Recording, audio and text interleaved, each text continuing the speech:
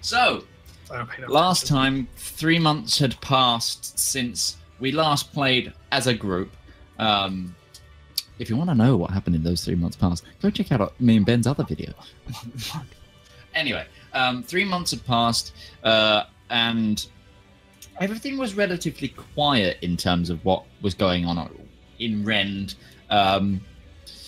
We were kind of upset with the loss of the brave Elric, who is listed in my character list of people I can dip in and play, apparently.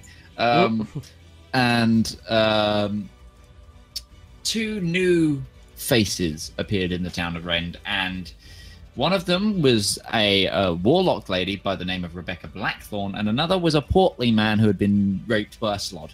And wait, his full name is Rebecca Black. Her name is Rebecca Blackthorn.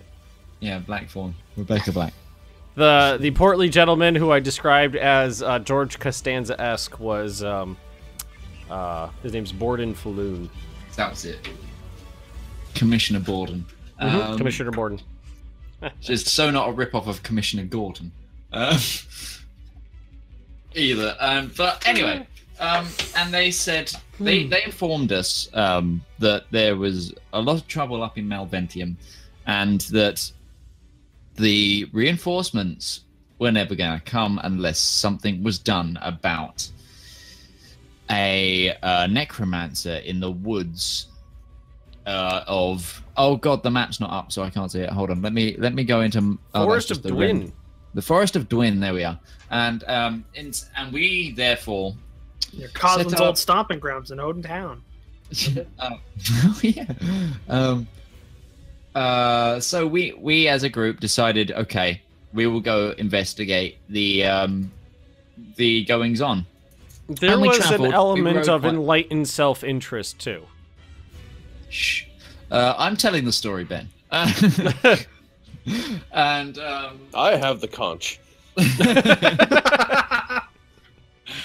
And so we traveled hard, and when we arrived, we rested up a bit, but we heard some goings on in the night, and we awoke to find a caravan being attacked. We followed the attackers, who happened to be... Don't glaze it over. You let them die. Not all of them. Some of them. We followed the slods who were carrying the people who were alive away over the undead that were carrying the dead away. And we found a pool of water, which was guarded by some slods. We dispatched the slods, and then we discovered the pool of water wasn't a pool of water as such, and so it was actually a illusion, and we could travel under the pool, and we did so. And in the pool, we found, hanging up on the side, Borkvarrd. And naturally, the people who knew Borkvarrd were kind of overjoyed, and we got this. We got a bit ahead of ourselves. Parry, we'll note, was suspicious, but Borkvarrd led us. Has been as well. It's just pointing it out because he's never met Borkvarrd, but somebody was playing. Coswin didn't bring that up. I completely forgot you hadn't met him, to be fair. I forgot that too until Roach mentioned it to me when we were talking a couple days ago. Yeah. Well,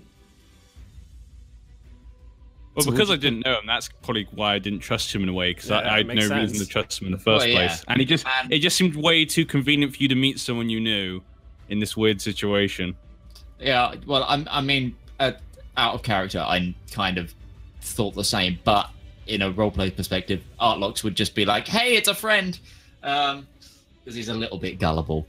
My guy overthinks things, so he was just thinking through his mind all the things. He's like, "Wait a second." But Borkvarrd led us through the rest of the, should we say the tunnels, and up multiple levels in a tower.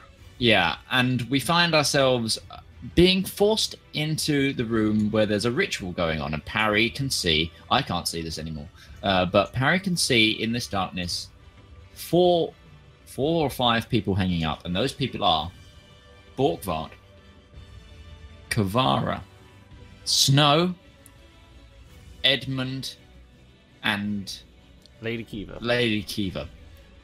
And then suddenly the Borkvarrd behind us turned, and he turned into the green slod that had escaped us earlier in the earlier fight with the slods.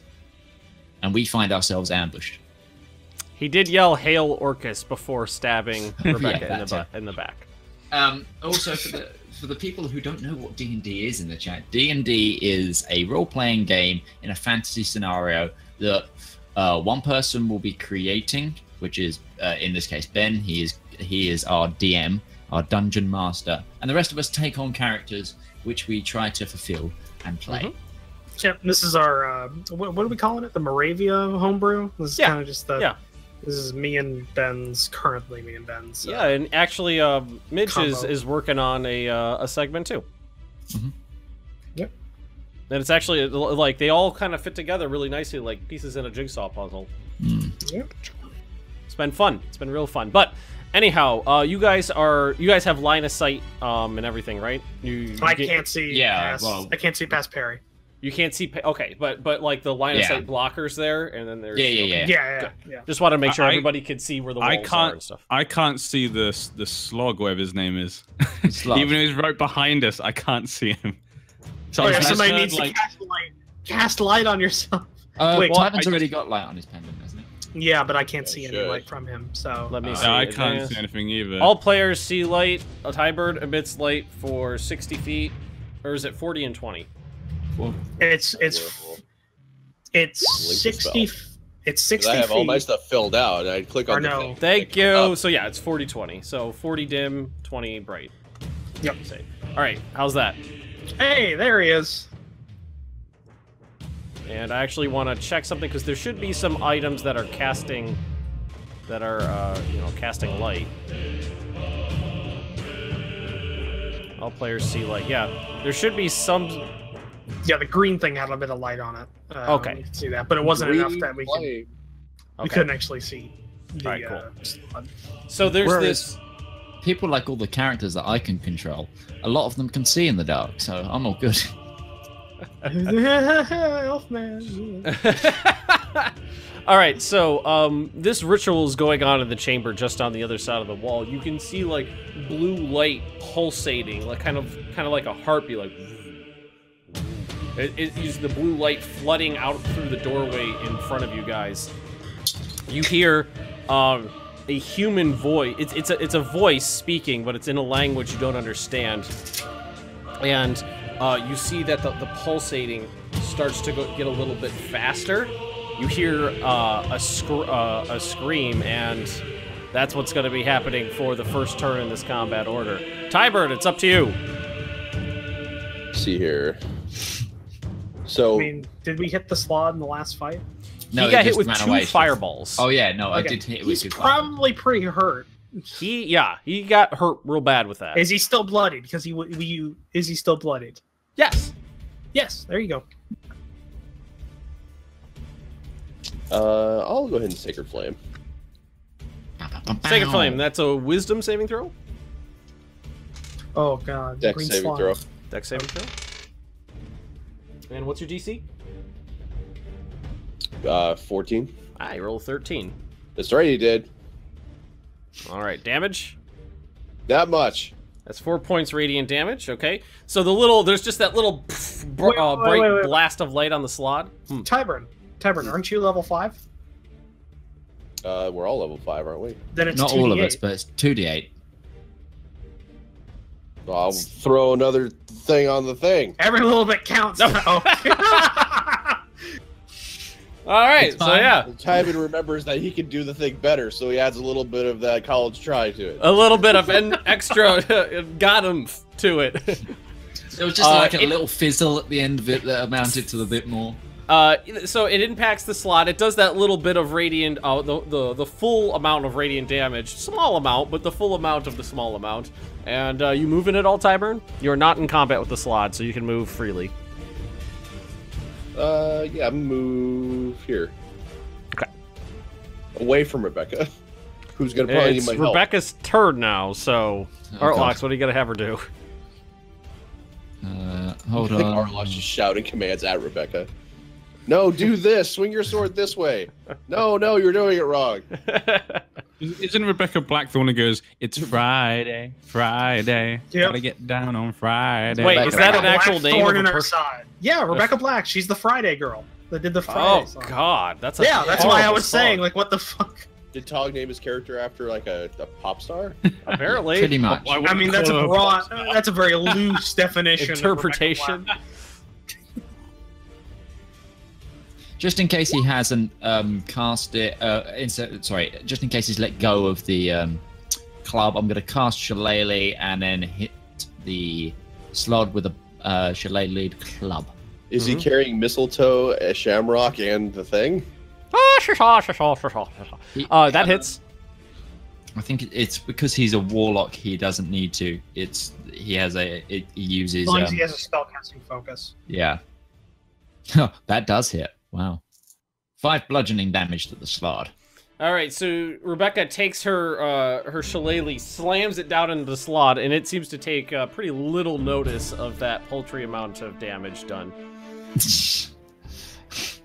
I guess that ends the thingy's turn because I really don't know if there's any extra bonus actions or anything. That means it's Perry's turn. Yay! Well, I think I'm probably gonna go fight the slod because I feel like we have to kill that because it's right next to us. And if I run into the center, I need some like magical cover fire. Well, you'd have advantage as well until Rebecca Black goes down. Yeah, until the woman dies. Oh, here. Yeah, here's okay, isn't it?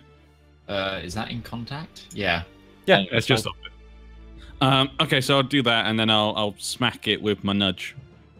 Oh my! Oh my! That hits. God, that terminology, though.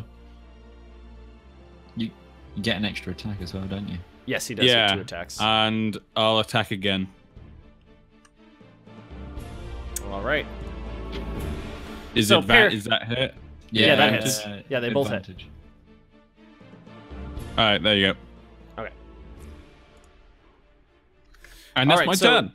Yep, Perry runs up to the green slot and just starts wailing away with Nudge, and you can see the impacts are leaving deep, like impacts and bruises in the slot's flesh, but kind of shrugs off the damage. It is now a baddie's turn. A baddie. Never trust a dwarf. Mr. A baddie. Will-o-wisp. I'm almost certain just from the picture. I thought it was a green skull, floating skull. Maybe it is. I can't really tell. I think Ben revealed that, if I remember correctly. I was gonna say, if it's a will-o-wisp, we're actually in good. Yep, green skull. Yep. All right, so that thing. Wait a while you're selling. You see it float around the corner. And let's see. I just got the skull should have come around the corner and just go. I got a gamone to pick with you as it goes through. It comes around the corner and you see it opens its mouth and green flames shoot out and it goes. Ha! Oh god. Oh my god. Why is he? Oh god. Roberto.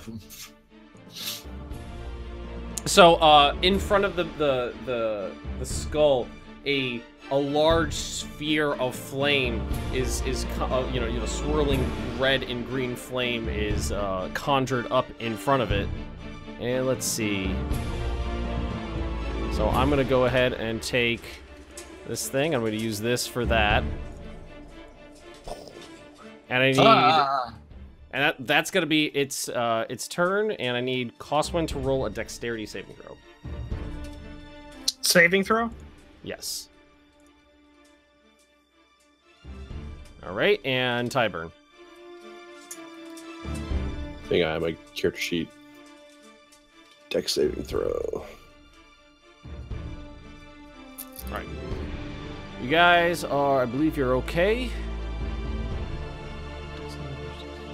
Okay, you're gonna take...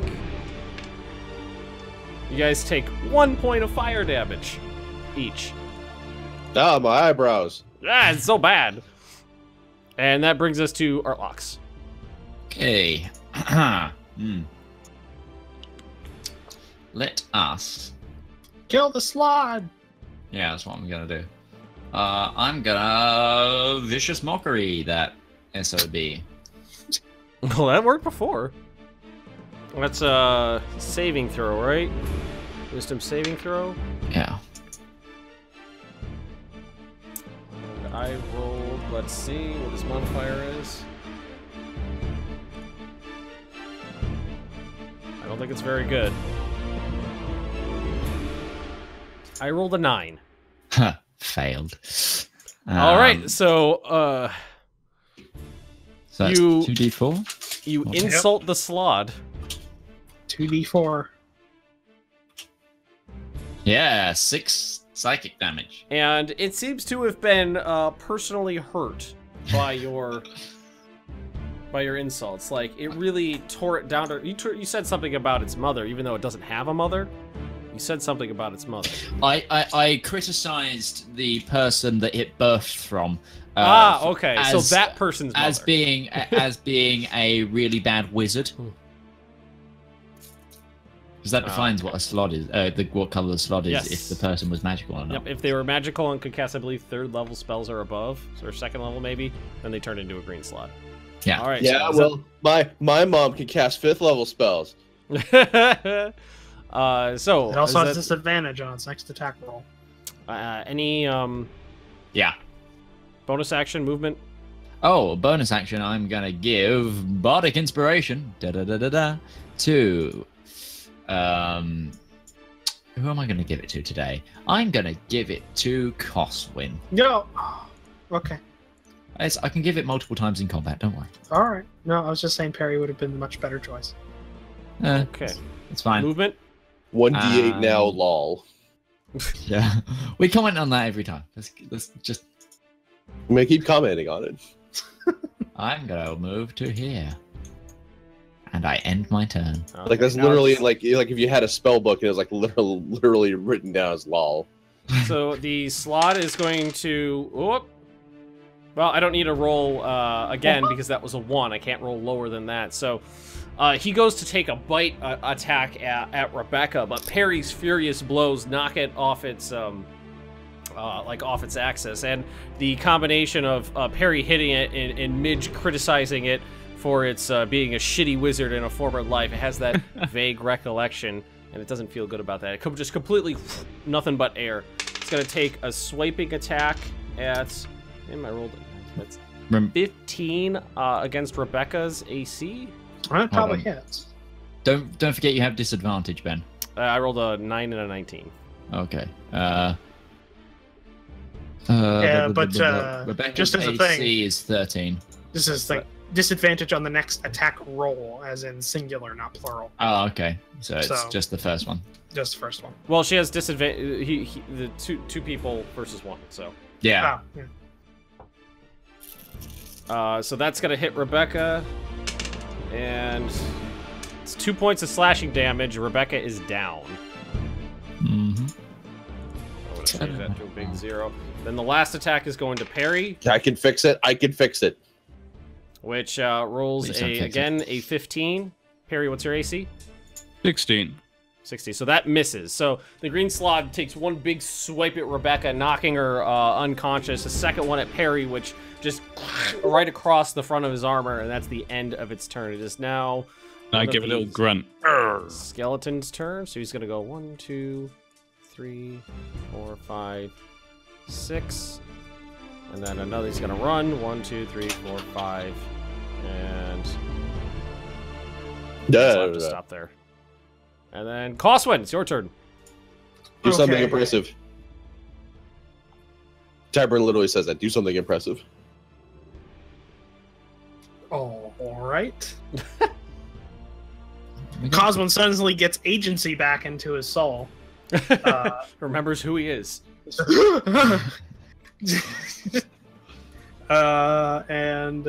see here. He What? thought his life was finally in danger and went, The spirit of the T-pose is vacated.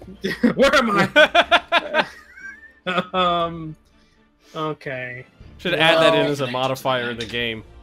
Cursed by T-pose.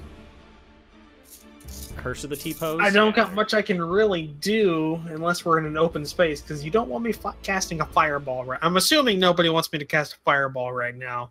Yeah. That would hit everybody. Are we going to be at the blast radius? No. Yes. Yeah, pretty much. No, there's no way I couldn't get you in a blast radius at this point. So by the way, I tested blast radius for fireball in the next room, and you would kill everybody that's tied up. Well, I don't necessarily care about that. I just care. He doesn't know. He doesn't know any of them but Edmund. He doesn't like Edmund. So I'm going to move. All right. I'm not currently engaged, right? No, you're not engaged. Okay. I'm not being threatened if I moved. No. The fireball it's not. It doesn't have sentience, so it doesn't get an attack of opportunity or anything like that. Okay, moving Press yourself there. up against the wall. Yeah, press myself against the wall, pointing my staff at the slod. And I'm going to be firing a firebolt at the slod. So that's ranged spell attack. It's a ranged spell attack, so that's a d20 plus 7. So d20 plus 7.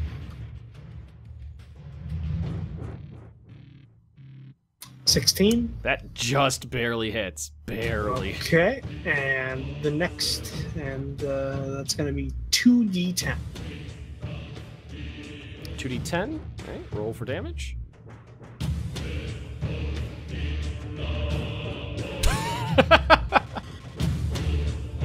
It's got the potential of being very good.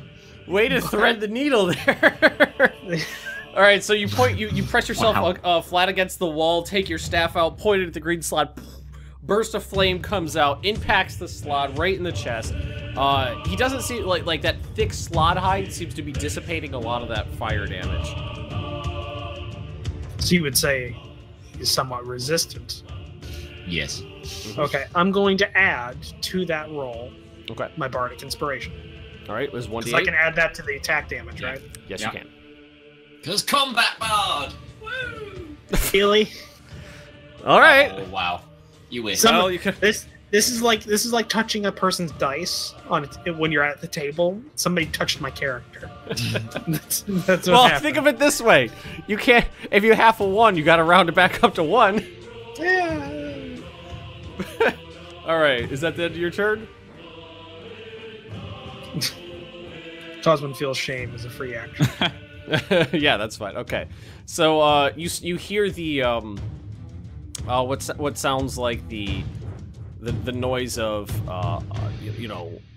old bone on metal and creaking across floors, and another skeleton comes moving towards the entrance here. That's the skeleton's turn. You then hear the noise of heavy footfalls moving towards you guys. Flesh golem. And that is... It's either a flesh golem or that's a giant. Oh, wait, is a flesh golem undead? Yes. I thought it was a magic. I think it's a magical. It's a construct, creation. I think. Yeah, it's a magical construct, I think. Because it doesn't have life. It doesn't have a soul. It's just a animated. It's like Frankenstein's monster. Yeah, it's just an animated pound of flesh. It's like a golem, yeah. Yeah. Let's see here. Frankenstein's monster does have a thing, doesn't it? It did have life. That was the difference between that and a normal flesh golem. It's a construct, yeah, so it's not undead. The philosophy of Frankenstein there. I mean, he killed that girl. Killed the girl. She was just trying to give him flowers. You guys, especially if you think of like the Van Helsing Frankenstein monster. You guys hear the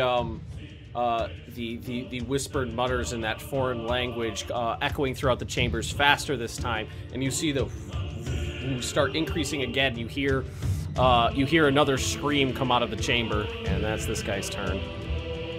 See, I'm no expert, but I think there's a ritual going on.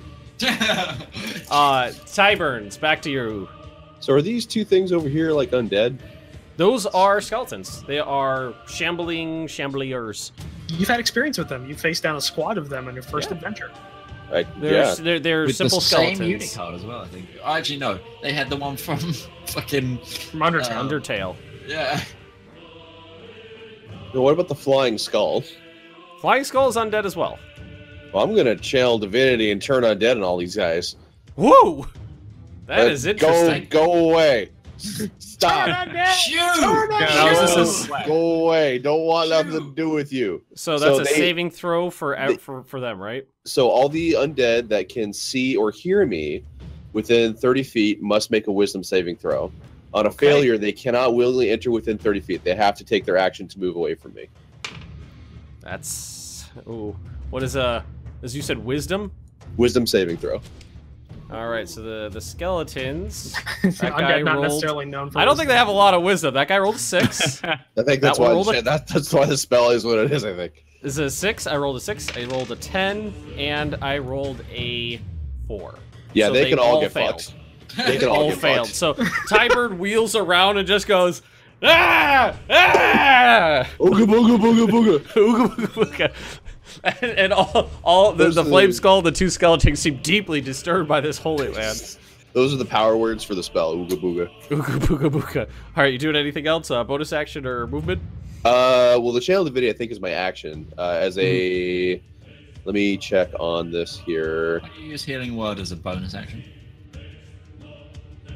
I can. But so Tyburn, if they're within 30 feet, they have to move away. That's the way the spell's worded, right? They have to spend their movement to move away. Gotcha. And they cannot willingly come back within the 30-foot envelope. Okay. Yeah. That is very interesting. Is turn undead? That's based on I'll read the entire thing. Each undead that can see or hear you within 30 feet must make a wisdom saving throw. On a failure, creature can't willingly enter within 30 feet of you. Cannot take reactions. Can only use the dash action or try to escape from an effect that prevents it from moving. Hey, Tyburn, you're our crowd control. You just need to stay next to the entrance of that chamber while we deal with this guy, and they can't come towards us. It's a sick game of peekaboo right now. Yeah, exactly. If only the Necromancer guy was also in range. He's not. Yeah, I know.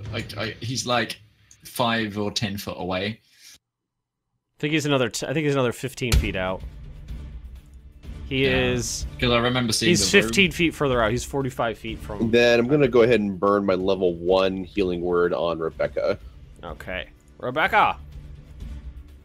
Yeah, and there's all sorts of shit I gotta actually put in here. So 1 second. So 1d4.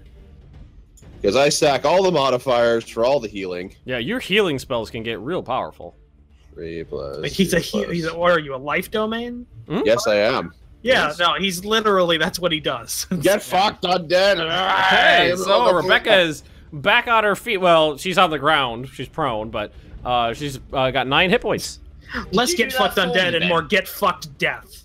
All right, so Rebecca, you moving at all, Bob?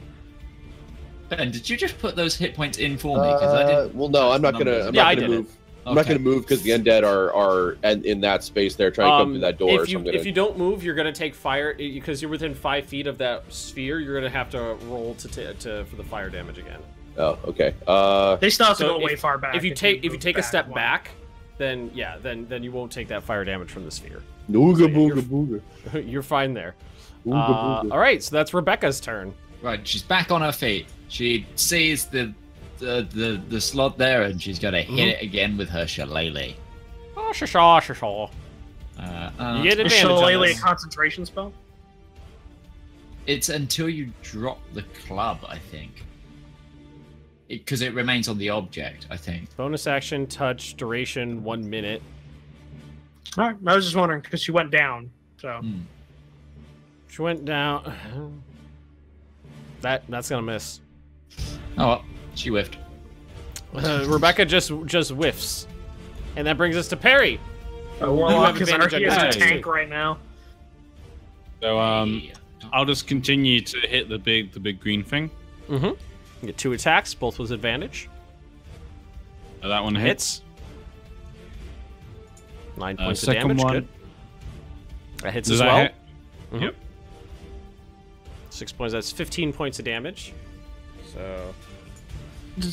Again, just wailing into this thing over and over. You can't miss. It's so big and it's right in front of your face. It's distracted by Rebecca. Said Benjamin Bendick. Yeah, send Benjamin Mantic just wailing over and over and over. It's so big. In front of him for your face. Take my big weapon, beast. You're like just bashing this thing into the ground. You could see like it's, you know, where you're hitting it at the side, its ribs starting to cave in, and it looks really rough, but it's still only taking that like fraction of a damage due to its thick hide. That brings us to the... That's what she said. Flame Skull. So he needs to move 30 feet away from Tyburn. So he's just gonna... He is terrified of Tyburn's presence, and he's gonna move back here. But what he is gonna do is he's gonna use this action to move the Flame Sphere right over here. He can't use any other action but to dash. Oh, it can't use That was a part of the... It has his only action he can take. He has to use a dash action to get as Well, let me away. just reread Flame Sphere here, make sure I'm reading that correctly, and then we'll move on. Flame Sphere. I know it's in here because I'm pretty sure I have to use an action to do it. Spell Sphere, Flaming Sphere, Flaming Sphere.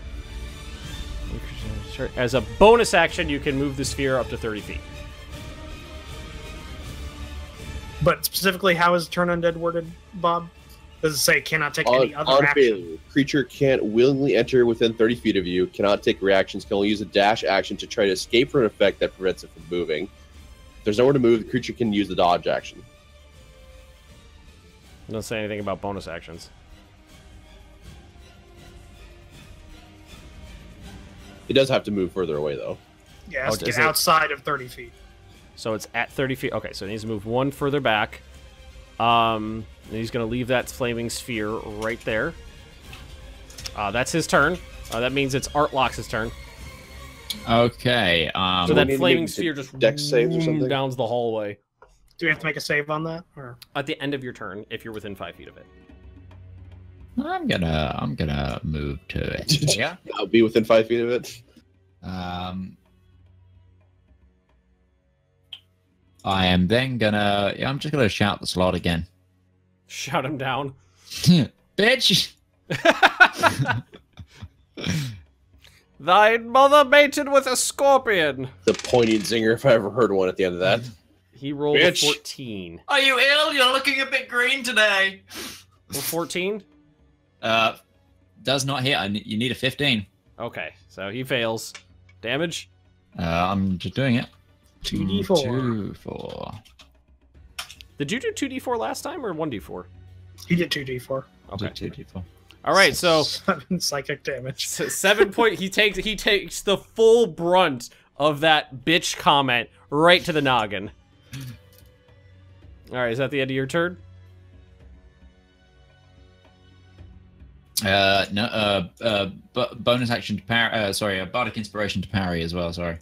All right, bardic inspiration to parry. And I have the power. Did you use yours, Coswin? Yes. Yeah, I used mine. Just to make sure, just in case you need it. And in my turn. Okay. So with the cry of bitch still ringing in its ears, he's gonna make a couple more. He's gonna try for that bite attack on Rebecca again. Hey, Crimson, how you doing? That is a... Let me check on that. He's got disadvantage, remember, again. Yeah. Just want to make sure I'm getting my numbers correct here. Oh, shit. So many tabs. 15? So is this on Rebecca? Yeah. On Rebecca. Alright. That's 9 points of piercing damage, and she's down again. HP. Rebecca's down again. Alright, then the next two. That is a 20. That hits, right? Perry? What? 20, yeah. 20. And a 16? 16 hits. Okay, so that's 2 hits. I'm a class of 16. That's 11 points of slashing damage to Perry, and I need you to make a Constitution saving throw. Oh, yeah. You gotta see if you get impregnated. I think that's good. Yeah. That's good. Yeah, seems okay. Alright, so that's the end of his turn. Now, so the skeleton is going to... He's got to move back away from... So he's got to move back into the room. He's dash action. Booga. No, he's not dashing. He's dashing if they're coming under the effect of some kind of like pinning effect. Okay, so he just so you see that skeleton got right up to the doorway, Tiber and Ooga Booga'd it, and then you just see it back away into the I'm sorry. Coswin. Okay. What am I gonna do? Oh, Harry, I forgot. I need you to make a dexterity saving throw. Okay. All right, you take 8 points of fire damage for ending your turn within 5 feet of the flaming sphere. All right, Coswin's going to move. I need help.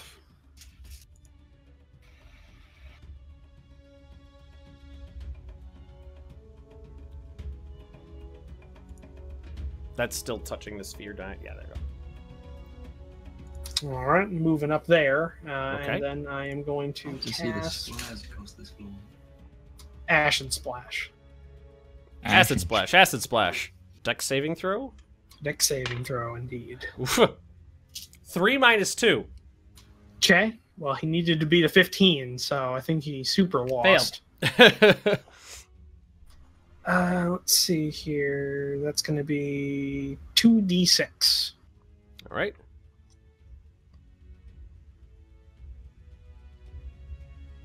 If you could stop rolling ones, that'd be great. Don't tell me how to live my life. So you take your acid vial and you do a full exorcist situation. It's not a vial. I conjure acid from. Oh, I actually thought you had I thought you had vials that you threw. Okay, so you just conjure a bubble of acid in front of you and. Yeah. Cool. Basically. So the acid, the thick acid sticks to the slod skin. You can see it kind of dissolving away a lot of the damaged flesh, revealing the musculature underneath. It seems to have taken full effect, and it is looking really, really bad right now. It's like Perry's just wailing the shit out of this thing, like caving at its side. It's got acid dissolving away its skin. It's looking bad.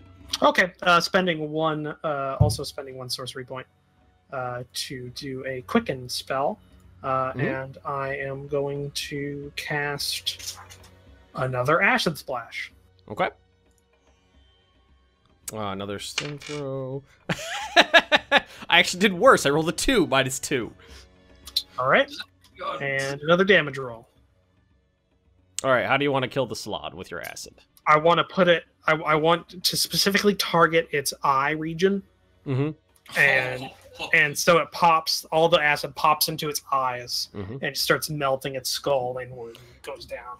All right, so seeing the slod in its Crown for King. Its damaged state, you aim the second acid splash at one of its squishy weak spots right in its eyes.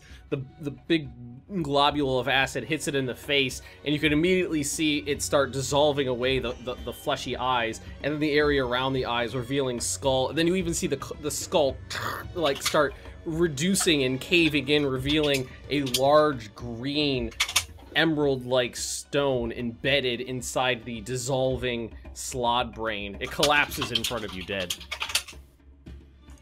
I got it, guys. I got it. Okay, we're all cool now. Who's this? Oh, never mind. It's that one. Okay. All right. Is that the end of your turn? Yeah. Who's this? Kick. The other skeleton is going to do the same thing. Slod before. Just retreats away from the door. Fucked off. Wow. Yeah, just retreats away from the door. Well, how is that? That was one too far, so he's good. Right there. All right, so you hear another large few footsteps, and around the corner, this hulking monstrosity of rotting flesh walks in right up to Artlocks, and it's just gonna start bashing into you. No. It's not turning, guys. Initially? It's not turning. It wasn't afraid of my Ooga Booga. All right, let me look up its stats here. I just imagine like Artlocks is just like, yeah, we killed it, and they just shadow over him. He just starts looking up.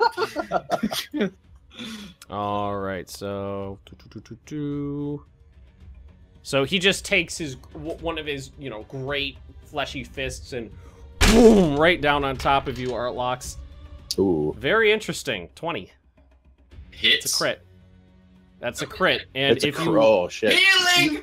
Magical. everybody within 30 feet, if they want, can use a hit die to heal themselves, including Rebecca. We have a choice of using it. We don't have. You have a choice of using it. You don't have to if you don't want to. I've only got 1 HP out damage. I'm not gonna waste a hit. I'm gonna expend a hit die for Rebecca. That's being cast as me, but it's Rebecca. Just saying. Okay, so she gets 7 hit points. So she's again down on the ground. Can she do that when unconscious? Ooh, can she do that while unconscious? Yeah, that's fine.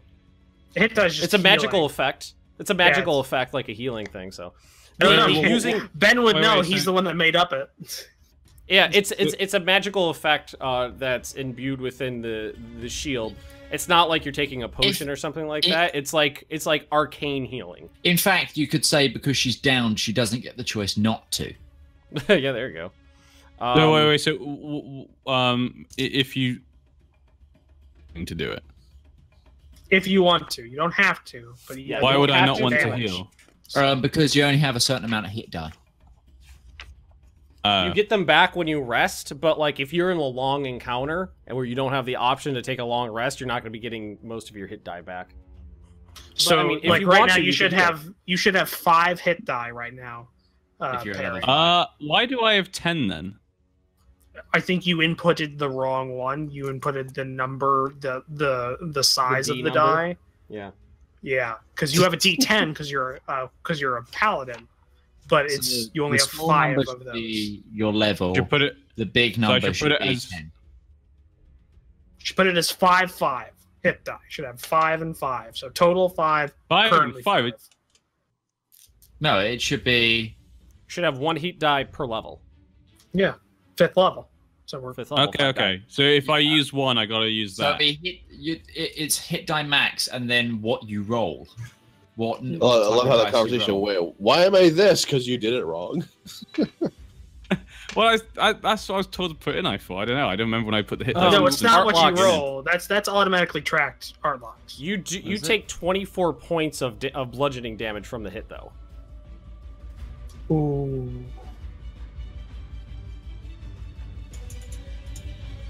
Well, Perry, at least you got 3 HP back. Yay. Okay. And Artlock took a pretty bad hit. Well, we don't know how much damage it's gonna do. 24. 24 damage. Oh, since when did we hear that? I just said maybe somebody was talking over me. 20 seconds ago. It's 24 points of bludgeoning damage. The damage occurs before the healing, though, because you get slammed and then the healing wave. Okay, I'm spending a hit die then quickly. What is it with 3? What is it with 3? And his second attack is a 13. That whiffs. Okay, so one fleshy fist comes down, just boom, right into the clavicle. You could hear something breaking on the inside. You go down to 1 knee for a second. And then that boom, you could feel the radiant energy pulsing out from your shield. The second one goes whomp right over your head as you go down to that knee, and that is the flesh golem's entire turn. I gotta imagine that's gonna be the most painful thing ever. You just clavicle gets broken and then it immediately heals back up again. So just clack. Oh god! It's like getting your shoulder relocated or something. And that hurts. Oh. Fucking hell. All right, so you guys hear again that the swelling voice coming from inside this chamber here, and the pulsating of those blue waves that used to be coming in just like a slow heartbeat are boom, boom, boom, boom, boom. It is just starting to increase again, and you hear another scream coming from the chamber. Bollocks. Methinks we need to get in there. At this point, you hear footsteps from behind you, and peeking out the top of the stairs, and this is just the token I have for a commoner, so is the bald head and sweating face of Borden, who was left behind as you guys went sprinting through the caverns. He just pops in behind you and sees the body of the dead slod and just, nope, he's not. Alex, dead, you coward! Come back here! Nope, not coming in. I'll kill you harder than this thing would have killed you if you don't come back here. Okay, he's gonna I'll roll an intimidation check. Which is good because I have a +7 to that. That sounded pretty. Yeah, you see him. Let's see, 1, 2, 3, 4, 5. You see, he goes right up to the slod corpse and just boom, boom, kicks it a couple times. Tybert, it's your turn. Okay. Well, how are you feeling over there, Artlox? I got 10 HP out of 31. 12 on the 31, you feel like a 10. So I feel a little bit broken. Why is he a woman? I just looked up at. I forgot to make a token for him, so I just typed in commoner, and that's what popped up. Respect his gender choices, okay? You should make it. There's a children's TV show over here called Thomas the Tank Engine, and there's a guy called the Fat Controller. Oh, the Fat Controller from that. Should make him that. What's your AC, Midge? 17. I'm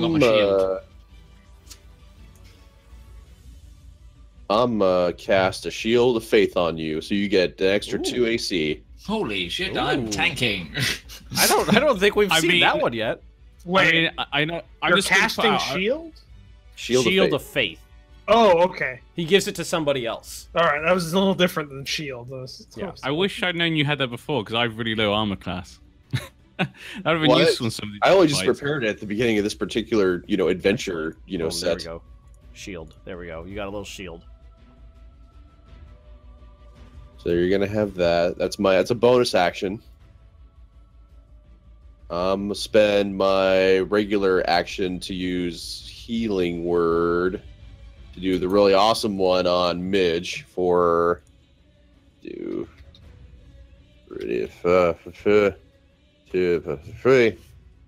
that much. No. Ooh. Damn. And that was with 2 1s. Feel better, damn it. 21. So you took 24 points of damage, then out of that you healed 14 of them back. It's just bones breaking and then re-healing and all that, You can hear the bones like snapping, then mending back together in Artlox's body. Yeah, that'll be my turn. Just a question, just a little out of order, Ben, since NPC is going next. Would Coswin have any knowledge of golems, since they're a magical construct? I would say yes. Okay, because they're magical constructs. Can I use a free action out of turn just to convey something? Hit it with fire! Hit it with fire! Yeah, that's fine. That's fine. Hit it with fire. That's fine. They fucking run from fire, don't they? If I remember correctly. He's basically a Frankenstein monster. Oh no, it is. I was just checking on this. I was just checking on it just because I wanted to double check its armor class. But it's just really low. It has lightning absorption, so it just absorbs lightning. That's great. I love that. It is now it's Rebecca, who's up on her feet again. And can Rebecca heal people? Does she have any healing stuff? What is Rebecca good for? What is her? She's DPS. What's Rebecca good for? Absolutely nothing. What I just noticed this morning is she has a charisma of 18, so we now have 3 charisma characters and basically nothing else. All the same too, because me 4. and Artlox We have 4. So and so do I. Coswin, Rebecca, Artlox, and does Tybern have? Parry. Parry does. I've got 18 charisma. Oh god. We got 4 you guys are just you're Why? like traveling strippers charisma. They're more like wisdom decks, is, like it's for all 4 of us. It's our spellcasting ability, isn't it? Yeah. Yeah, but the thing is none of us spec'd into actually being the face character except for Artlox. All my charisma stuff is based on intimidation. Yeah. Well, it's worked a couple times. Okay, you used it 3 or 4 times. I think it's worked every time. I can't roll underneath an 8. I'm trying to. All right. Okay. If I click that, I'm just testing to see what this spell actually is. Oh, good. No, it is automatically connected. What's Eldritch Blast, please? Okay, Google. What is Eldritch Blast D&D? This is the easiest way to do it.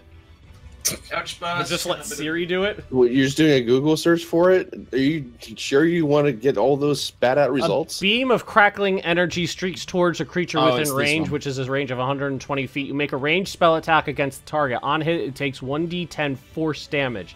The spell creates more than one beam when you reach higher levels. So Okay, it's 1d10 force damage. I'm gonna do that to the golem with Okay. Rebecca. All right, so that's a ranged spell attack. It's that roll that I. Oh yeah, that's fine. Yeah, that fucking hits. Oh yeah, it's a glass cannon. It doesn't have any. Yeah, so just slams right into the thing. I mean, it doesn't seem it doesn't take much notice of it as it's just wailing on Artlocks. Yeah. Does it? What higher levels does it do more damage at? Probably 5th if it's a cantrip. That's usually it's a cantrip, so yeah. so usually they go by 5, 11, and something. Yeah, It's 2 beams yeah. at 5th level, 3 beams at 11th level, 4 beams. Well, at 17th she's level. not level 5, if I remember correctly, is she? Nope. No. Oh no, she is. So She was started this combat at level 4. I'm gonna say you can't level up in the middle of a combat. Yeah. Yeah, level up happens at a long rest. Oh, I haven't even inputted the experience from last week. Yeah. So, It's like World of Warcraft or something. You just suddenly glow bright yellow and just Yeah, like, just, wow, I'm healed. and I think that's all. It's like she when you're playing can Diablo do. and you know you're in a really tough combat, but you know you're about to level up, so you just keep going. From that description, it just sounded like you're the priest from Dawn of War for the Imperial Guard. Just like, I feel the strength of the Emperor return! I'm just realizing. Is she still flying? No. Yeah, no, it's been more than 15 minutes. Okay. And I don't know if there's anything else I can do with her, so I'm just going to end her turn. Okay. So that brings us to Perry. Perry, the slot is dead, and you are free to move as much as you want. You have a giant fireball behind you that's still burning. Yeah, move away from that. Go crack the skull. I don't think he can get past the... He can get past the flesh golem, but it would get an attack of opportunity. Yeah, might as well just get up to the flesh golem Yeah, and just start just smack the beating the flesh shit golem. out of it. The only problem I think is I have not got much health, lay on hands. so he'll probably hit me down in one hit. Touch yourself. I can't remember if I did it in the last video or not. I can't remember if I did it last week or not. I feel like I did. So Lay on hands? when you're doing your spells and stuff, Yeah. are you doing the prep, unprep, and all that on the sheet? No, lay on hands is not really a spell. It's just like an action, but you can only do it once because I you get it don't from like a pool of hit I don't points. remember you doing it because I remember Just for future reference, somebody Perry. went down and Artlocks brought them back up. Yeah, just for future Oh, so- reference, Perry, on the right side of the main page of the character sheet, on the core page, there's right underneath the flaws, there's 2 boxes normally. Yeah. Those are resource boxes. You can label those whatever you want, and you can keep track of a numbered resource. So if you want to do that, that'll help you keep track of everything. Because I do that with my That's a good sorcery point. points. I got my spells all ticked down and stuff. It's just the lay on hands. Yeah, Usually well, I just that's use where the you do it at. That's where you But- do it. I can't remember if I used it, so I don't want to use it just in case I did, because I feel like I'm cheating. Let the DM decide if he. No, I don't remember. The only thing I don't remember precisely. What I do remember was that when somebody went down, Artlocks brought them back up. So I'm going to say you didn't That use was them and me. you have it available. That was me. He So brought I me think back you're up. okay. Go ahead. Okay, I think it takes my action though, so I'm just gonna lay hands on myself. I'm gonna touch myself all over. Still gonna stay next to the fireball. Perry just starts Uh, rubbing himself. Oh, I heal 25 points. In the slod blood. Holy shit! He It's rubs 5 slot times blood your into his level. wounds. It's 5 times your level, so I'm 5. That's 25 Ah. at most. But that goes. You can do it over the whole day. You can like spread it out. But I'm just gonna heal myself completely now. Right. Touch yourself a little bit throughout the day. And also, back away from the fire, back away from the fire, back away from the fire. And then I will back away from the fire. So you charge Well, past don't the back fire. away from the charge. Well, Yeah, if you move like up to the flesh golem, you guys would get advantage on attacks, and it would get disadvantage on attacks because it would be outnumbered. yeah. Not trying to tell you what to do, it's just reminding you of rules. Ah. Well. Oh, I mean, but then I'll get hit by the fire, won't I, as well? You're not going to get hit by the fire moving past it. So if you end the turn within range of it. If you're touching it when your turn ends, then... Well, I've touched myself enough. I don't need to touch the fire as well. Okay. Don't need to cauterize those. I'll protect Artlocks. I'll help him out. Okay. Yeah. So, like, if you want, you can move into any of the other spaces around it. As long as you don't move past it, it's not going to get that attack. I'm going to see, like, if something will see me. That's what I was worried about. You can move there, or like next to the green flame, or one behind it if you want, and that'd still be. Yeah, no, just stay where you are. Yeah, I'm going to stay here. I'm worried about what else could be out there. Okay. It is now the Flame Skull's turn, and let's see, it is too close, so it needs to move back. It's going to use its bonus action to move. Booga. It's going to use its bonus action to move its flame right there. Really, Ben? It's perfect opportunity. Well, okay. The Flame Skull, let me just... flame... Well, no, that's a good thing, because that'll also hurt the flame golem. Or, no, that'll hurt the flesh. No, that's what I was saying. The Flaming Sphere doesn't necessarily care about the flesh golem, it cares about hurting you guys. So... Goddamn sentient fire. What save was it for that thing? It's a dex. Okay, it should be okay then. That's like my main save. Its turn. So yeah, it's gonna move it right there. That's its full turn. That means Artlocks. It's your turn. You have 19 AC. I do. I'm gonna stay right here. Don't worry about that. But let me just make sure. Yeah, I'm casting as the right person, and I am gonna use Shillelagh from my loot on the loot and smack the golem with it.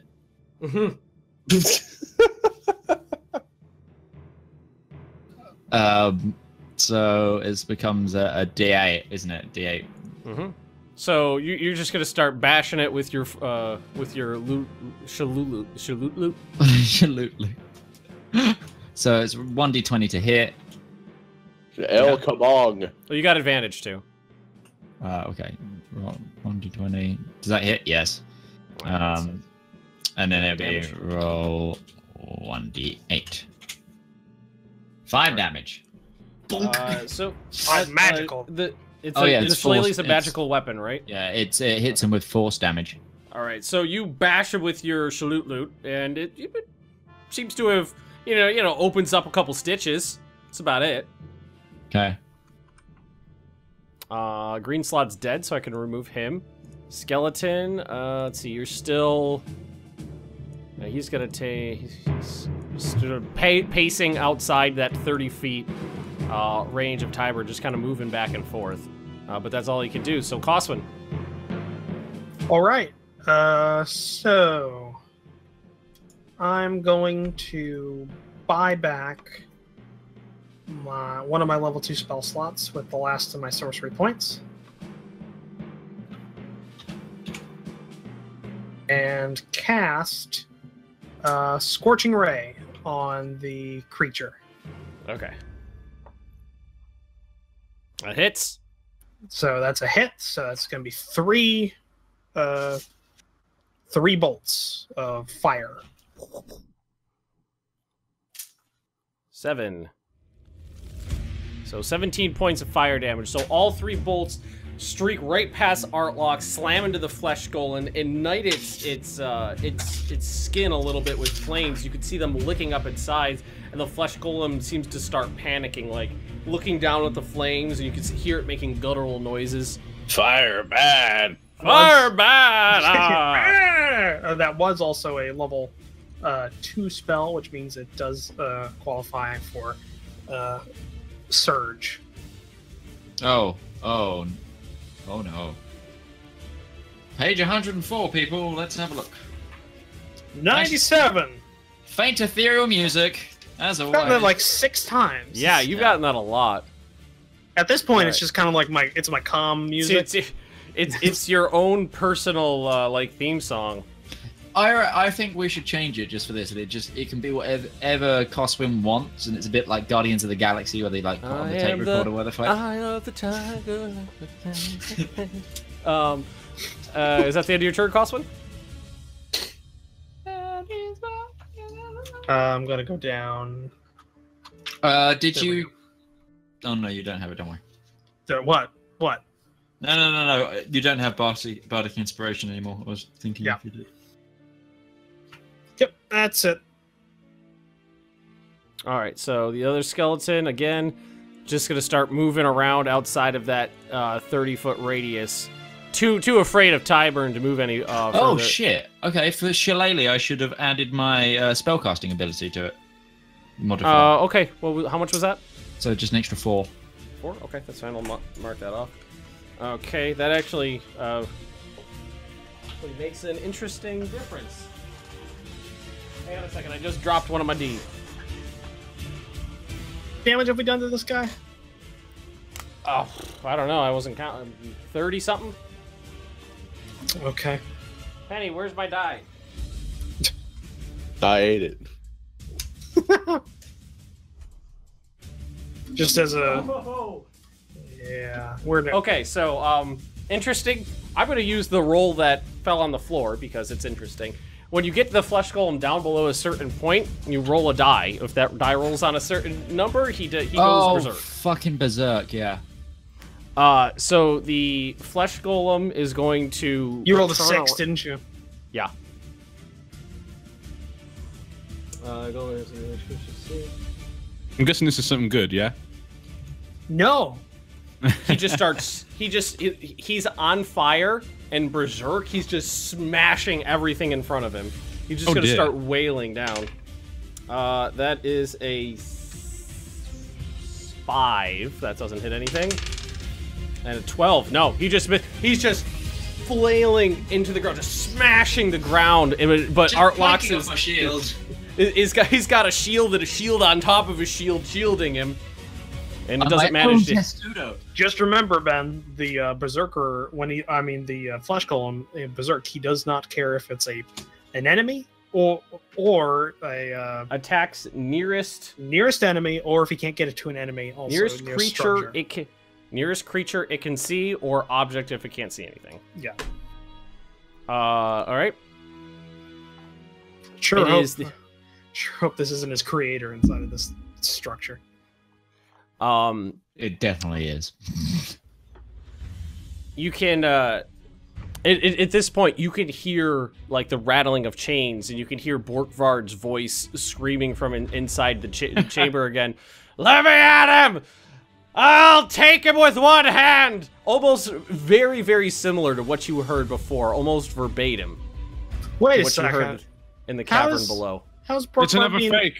How's Borkvarrd being chained up when he doesn't have a hand for his wrist to actually work? As like you can't chain a wrist that doesn't have a hand at the end of it. Chained by the feet. Is it by the feet? It's upside down. Like, or is Borkvard just Borkvard doesn't care? Okay, Tyburn, it's your turn. We're gonna move there. Then we're gonna Sacred Flame the Golem. Sacred Flame on top of the regular flames. That's right. And was that Wisdom? Yes. 16. Wait, is it? Let me get. He has disadvantage. He's on fire. Sacred Flame. Dexterity. I'm sorry. Dexterity. 14. Yeah, 14. He makes it. Okay. I liked how casual that was. Just like, case, oh, he's on fire. He's got disadvantage. Shit, what do I want to do next here? What shape are you in, Perry? Pretty good. I'm pretty good. I just healed myself to 39 hit points now. That's right. You gave yourself back 25. Rebecca would be a good candidate. She's still on a third. She's at 7 out of 23. She's actually fairly out of danger. She's really low hit points, isn't she? Yeah. She's a spellcaster that apparently didn't invest too much in Constitution like I did. Well, that'll be the end of my turn then. Okay. Ooga booga That's booga. Rebecca then. So Rebecca is Flame Skull. What? The Flame Skull. Hit the guy that's controlling this little ball of fire. Well, there is that. Because I can cast fire every turn. So it doesn't matter for the flesh golem. Like, I have a cantrip that produces fire. Just gonna turn my fan on real quick. So we've got the Eldritch Blast is hitting. Hang on. Eldritch Blast is doing that. Okay. So she has two spells that are pretty much exactly the same, and they just really threw me through the loop because the introduction to both like sentences is literally the same. She can't actually hit. She's like really close range. Right. So I'm gonna. What did you decide to do? What? Eldritch Blast is 120 feet. Yeah, 120 feet on Eldritch Blast. Oh, okay. So switch. You're saying like switch the Eldritch Blast to To the Flame Skull that's in the background. That's just controlling this damn fire sphere. The Flame Skull is almost... there's a bookshelf there, and it's almost pressed right up against the bookshelf. Is that hit? Yeah. The Flame Skull. Yeah. Yeah. That's the Flame Okay. Skull. All right, so the Eldritch Blast fires past the array of combat right into the Flame Skull, does the full damage. And You can see Yet it kind of wavering in the air a little bit. yet again, I think that's the only thing I can do. Let me just check in case that's a bonus action. That's one action. 2d10. Or no, never mind. I forgot. She's not level 5. Never mind. Yeah. Okay, that's it for Rebecca. Okay, that brings us to Perry.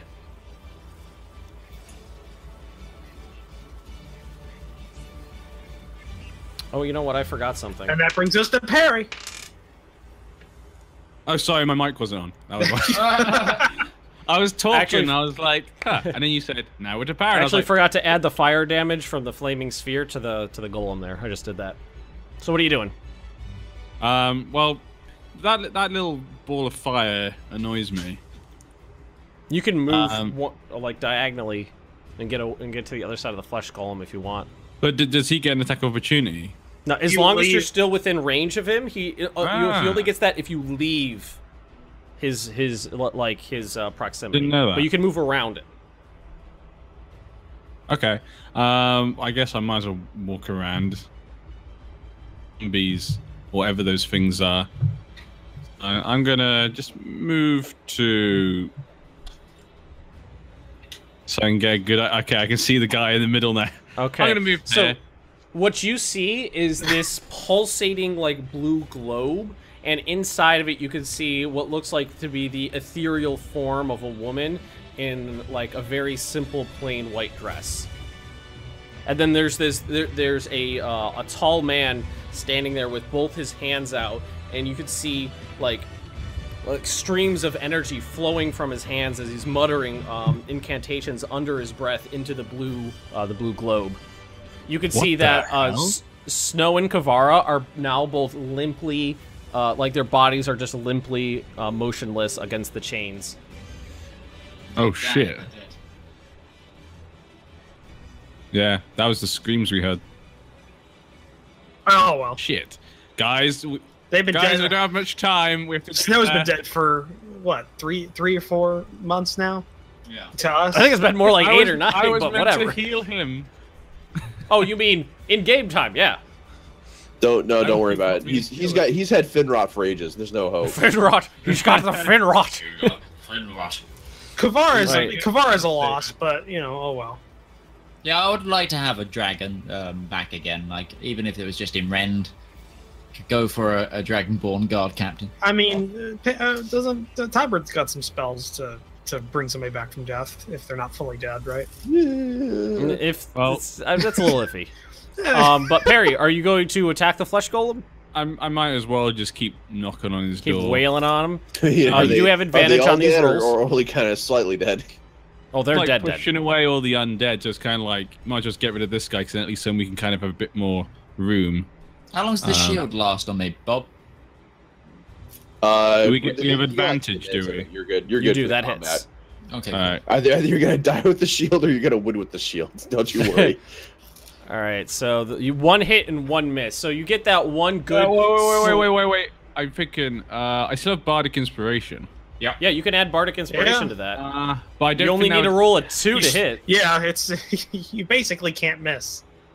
Okay, I'm gonna use bardic inspiration. Might as well. Was it 1d8? Yeah. 1d8. Where's the fail? You hit. Oh, there we go. The 7 and the 7. Oh, okay. That was his to hit roll. I thought that was another attack. I thought that was another. Damage. Okay. So you do 5. And that's 9 points. What kind of damage is that? It's just bludgeoning. Yeah, bludgeoning. Yes. I thought it was force damage with nudge. Is it force damage? What does it say on the sheet? Did I put in force? Let me have a look. Bludgeoning and force. So okay, 1d6 yeah, so yeah, bludgeoning, 1d4 force. Yeah. Yeah, you're good then. So that is. So that's not doing 2 damage rolls, is it? No, that's doing 1d6 damage. You haven't got the d4 set up. So going to your nudge. It says it says it's on there. Hang on, let me check. It's adding his strength bonus to it. Yeah. But he also needs to do another damage layer, doesn't he? For the force. It says it on the damage. Does it? Looks like it says it. No, it doesn't. 1d6 plus 3 strength equals. I know Ben set it up. So. Sorry. Okay, no, it does. It's just both sides are the damage it does. Right, that's one. Okay. Ignore me. You just need to take both lanes. It's not doing it for the half and half.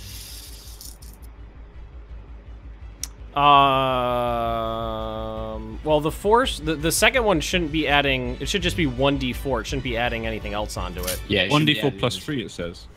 Yeah. Well, it shouldn't be adding any of those. Strength. It's adding the strength. It should just be 1d4. Because you only get to add that once per hit. So that would just be, so you rolled 1d, so it's a 3, so that would be 5 plus 3 is 8. And the second one is rolled a 4. Yeah. So 4 plus 4 is 8. So 16 points. Yeah. I'll take your word for it. No, yeah, I got what's going on here. All right, so that does a good deal of damage to the flesh golem, just slamming your mace into his back. All right, so the flame skull is. I'll show you berserker mode. He's going to use his bonus action to slam the flaming skull into. Well, he can actually move forward a little bit now. The flaming what? The flaming skull is going to use his bonus action to slam the flaming sphere into you. You need to make a dex saving throw. Okay. Alex is getting slammed. Yeah, a lot of slamming going on. God damn it! I used to be the one that doing the slamming. Oh yeah, you're fine. You're perfectly. You are perfectly fine. That thing comes at you, but your reflexes are on par, like a cat, like Felonious, and boom, it just goes right past you and hits the wall, then back to its original position. That's end his turn. Okay, Artlocks. Before you start your turn, you see, you can hear all of the commotion in the room around you, and that flame skull comes right past you and then back, missing you. As it goes back, it seems to be moving slower and slower and slower in front of you. As it gets right in front of you, you can see inside of the flaming skull what seems to be some sort of face. And the face makes eye contact with you. Okay. You can see these long horns coming back off the head and a big flat snout. It looks you right into the eyes for a second, and time seems to freeze right there in that moment. And then in front of you, almost like you're watching like a 3D movie, you see a weapon floating in midair. Seems to be a metal mace with a skull on top as its head. It looks like it's right in front of you, like you could reach out and grab it.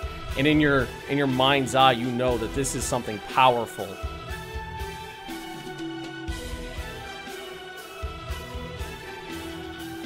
Okay. So time is frozen right now. It's like an illusion. It's just like this is all happening just in a moment. Like it goes past you, and then it gets right here, like slows down. And as it's going past, just in this really slow motion thing, you can see this hideous face in the fire, and this what seems to be a weapons floating in front of you. Can I perception the weapon to see if it's actually there? You can.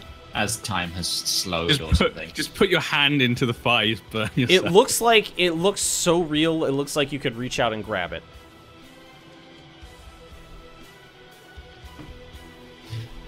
Can I try and grab it?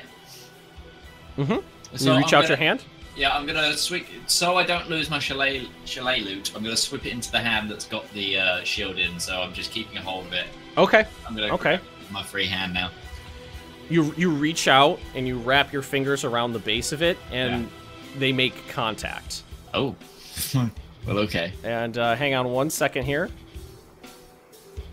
I got something for you, if I can find where it is. Okay. Am I... Can't remember. You instantly die.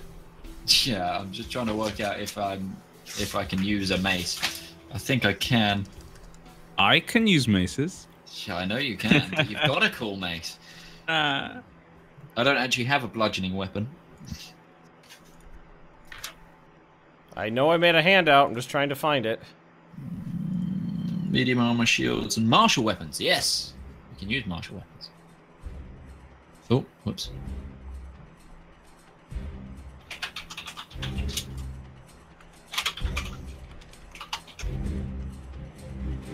I know I made a handout. Where the fuck is it?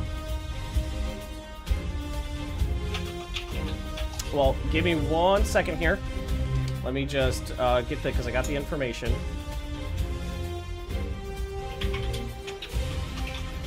Cool. I've got some sort of devil mace coming. Okay, let me just make a new handout here because I want you to see this. In character, my guy's gonna say, "This is times when I wish we had Elric still." Sorry, don't worry about short swords. I was just changing my things to make sure. You wasted a crit. You wasted a crit, Benj. Hey, I'm doing pretty well today. It's okay. Touch wood, touch wood, touch wood. Okay, save changes. Oh, yeah, there we go. Alright, edit. Now this is in your journal. In my journal. Where's my journal? Item handouts. Oh. Oh. You can say it out loud if you want or not. As your fingers wrap around the base of the mace, you see this wicked smile curl on the face in the sphere, and you hear this voice in your head that says, "You will be my champion on the material plane." And then everything speeds back up, and the flaming sphere goes right past you. Why do we keep pledging ourselves to devils? Now it's your turn. So, hang on. Arlox did give his blood to Orcus, didn't he? And they did say praise Orcus. Okay. Oh God. Wow, that's interesting. Is Arlox going to turn bad? Ben, did we hear that? When he grabbed the weapon, did we hear that? He took it, yes. And what you guys saw was he reaches into the flame and pulls out a mace. But we didn't hear anything. No, you guys didn't hear anything. Is that... You just saw him reach into the fire and pull a weapon out of it. Is the bit at the bottom when I hold it? Yes. So, is that equipping it in my hand, or can I... You have to have it equipped. Okay, so is what I'm trying to say is, could I now swap that so it's in my offhand with the shield, and I've got the shillelagh in my attacking hand? So you want to hold the mace and the shillelagh, but not the shield. Oh, so it's a mace and not whatever. Yeah. And it counts as a mace. Oh, okay. So well, if it's a strap shield, then he doesn't need to drop the shield because the shield's just on his arm. He can hold the mace in his off hand and hold. In terms of mechanics for the game, you can't hold a shield and a weapon in the same hand. I'm gonna. Also, can I just ask, does this hit with strength or dex? Or can I choose? It's a mace with strength. Ah, shit. Okay. Toss it to parry. Let him be the champion. No, it's right. It should net out my -1 because it's a +3. Oh, Alright, Lex, you gotta stop picking up. Can you imagine that? Old weapons and shields and shit from Dooms. What you guys see as he's holding this weapon in front of him, it looks like he becomes more gaunt. Cool. Like his cheeks sink in a little bit, and like you could see his like the bones like more prominently in his arms. Well, can you imagine like Artlox like throws me the mace? It's like Artlox, what you hear a noise behind you. You see the green slod get back up with its face caved in and everything, and just start barreling at you. Wait, what? Sorry, this is all happening so fast. I'm trying to input information. Strength, +3. Wait, do I see that? Everyone sees that. Slot just runs past you. So, what? How much AC did your spell give me again? 2. Christ on a bicycle. I currently have 22 AC. Just start walking into the chamber then. What am I gonna do to you? The slod's gotten up, right? You see the slod get up. Its head is still completely caved in and rotted away from the acid. You can see that green gem in its brain glistening, and it's just it doesn't do anything but just start barreling down the hallway towards you. Okay, is it did anything happen with the mysterious mace? You're holding it. No, yeah, but no, did like it glow or anything? No.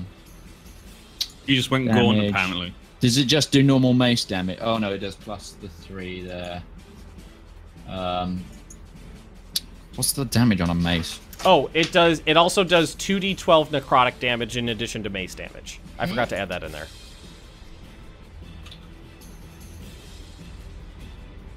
Necrotic damage. Necrotic. So it would do normal mace damage plus 2d12. So large. Oh god, this is a lot of information. 2d12 necrotic. So Arlox is the Lord of Ren and now the champion of Vorkus. You don't know that. You don't know anything. Yeah, I know. I'm just saying. Is that purposefully? I've renamed the weapon as well. You can name your weapon whatever you fucking want to call it. So it doesn't come up with. You call it Little Midge if you want. Little Orcus. Hey, what are you gonna do? Huh? This is the top of you're the top of your turd, Midge. What are you doing? Yeah. I'm just looking for what an actual mace is thing. Why can't I fucking find it? I believe it's 1d8. Flail, glaive, sling, martial weapons. Halberd, greatsword, mole, morning star. 1d6 bludgeoning damage. 1d6. There we go. 1d6 bludgeoning damage is what a normal mace does. Right. Cool. Fucking hell. I am going to...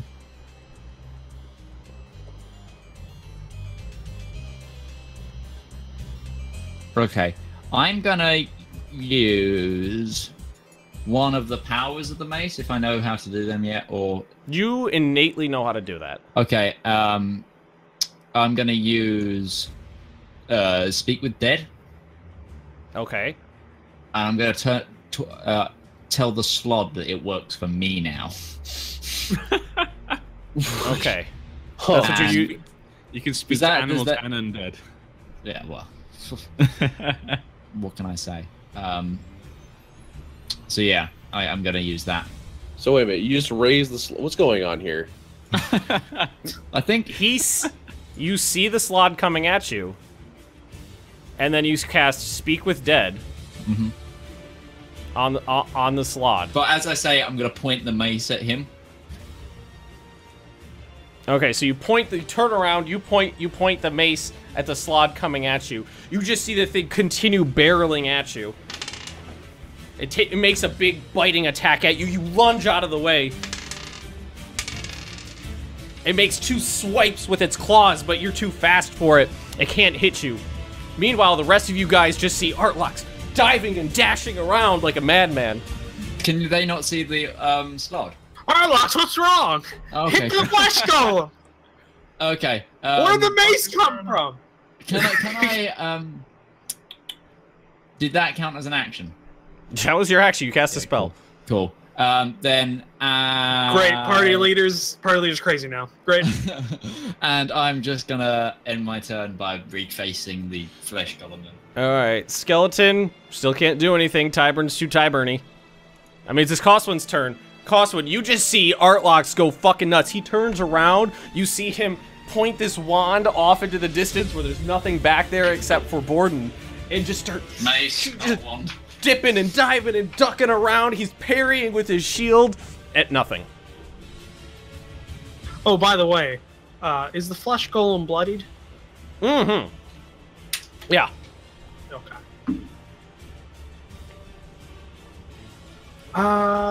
Right. I'm just being admitted into all the different places. It's the flesh golem is still on fire, right? Like it's. Oh yeah. Yeah, and okay, since that firebolt's there, it's gonna keep being on fire. All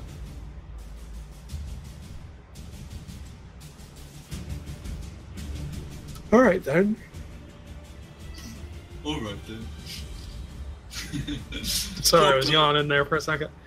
Then I'm going to. Yes, my lord. I'm gonna fire a firebolt at the flaming skull. Okay.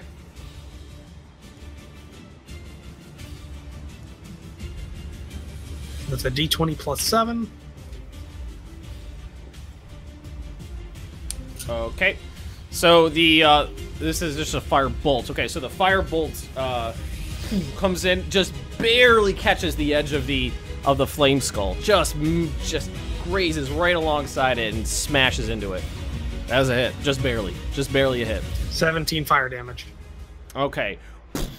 Blows up, blasts the flame skull off to the side, and it seems pretty worse for wear. You could see like cracks in the skull, and the flames start licking up through the cracks instead of just out its mouth and eye holes.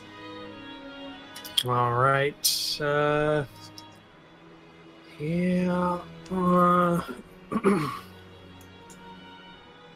think that might be everything then. I don't think I can do anything else.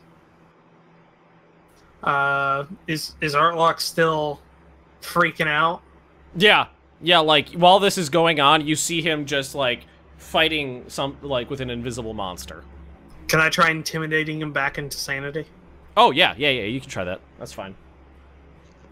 Okay, all right, I try and get Artlox's attention. I go, Artlox, pay attention to what's important.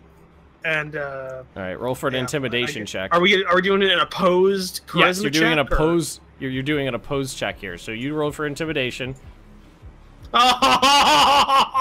Nope, don't work.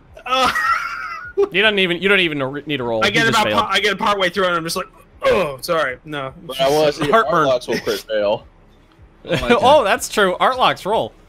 Okay, what do you roll a crit fail? It's a 32 or something. Do you want a charisma save? What do you want? Just do a straight charisma check.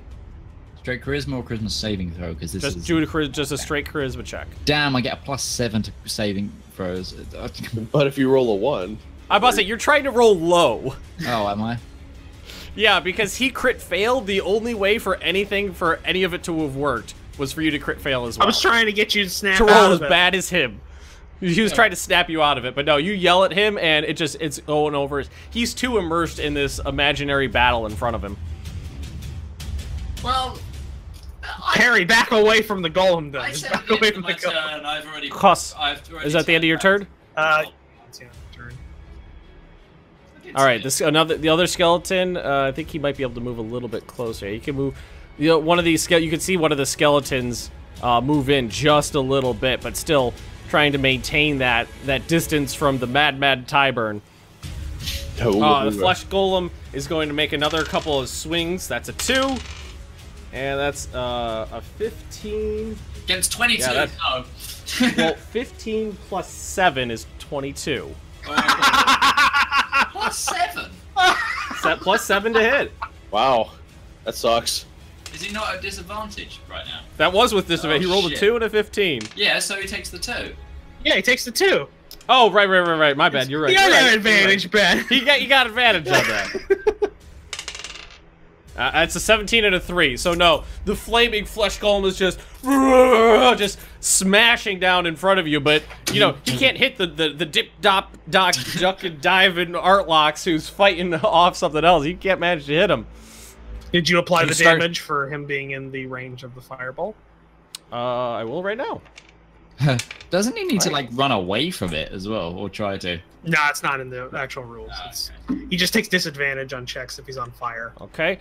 Yeah, he took a little bit more fire damage. You start hearing that the swelling of the chanting again. And Perry, you can see he's got both hands pointing at the ritual in front of him. He pulls one of them off and points it at Lady Kiva. You see the energy shoot forward, slamming into her body, then pulls his hand back and backs back to the ritual, and you can see it go woom, woom, woom, woom, and you could see the image of the woman inside it even more clearly now. Lady Kiva slumps down in front of you. Quick! Why couldn't it have been the door? It should have been the door. I don't even know him. Tyburn. I'm gonna cast Bless, and that's gonna go on Coswin, Rebecca, and Perry. Coswin, Rebecca, and Perry. Wait, what's it called again? Bless. Which I think gives us what is it? It's a attack rolls and saving throws. You get to roll a d4 and add that to the roll.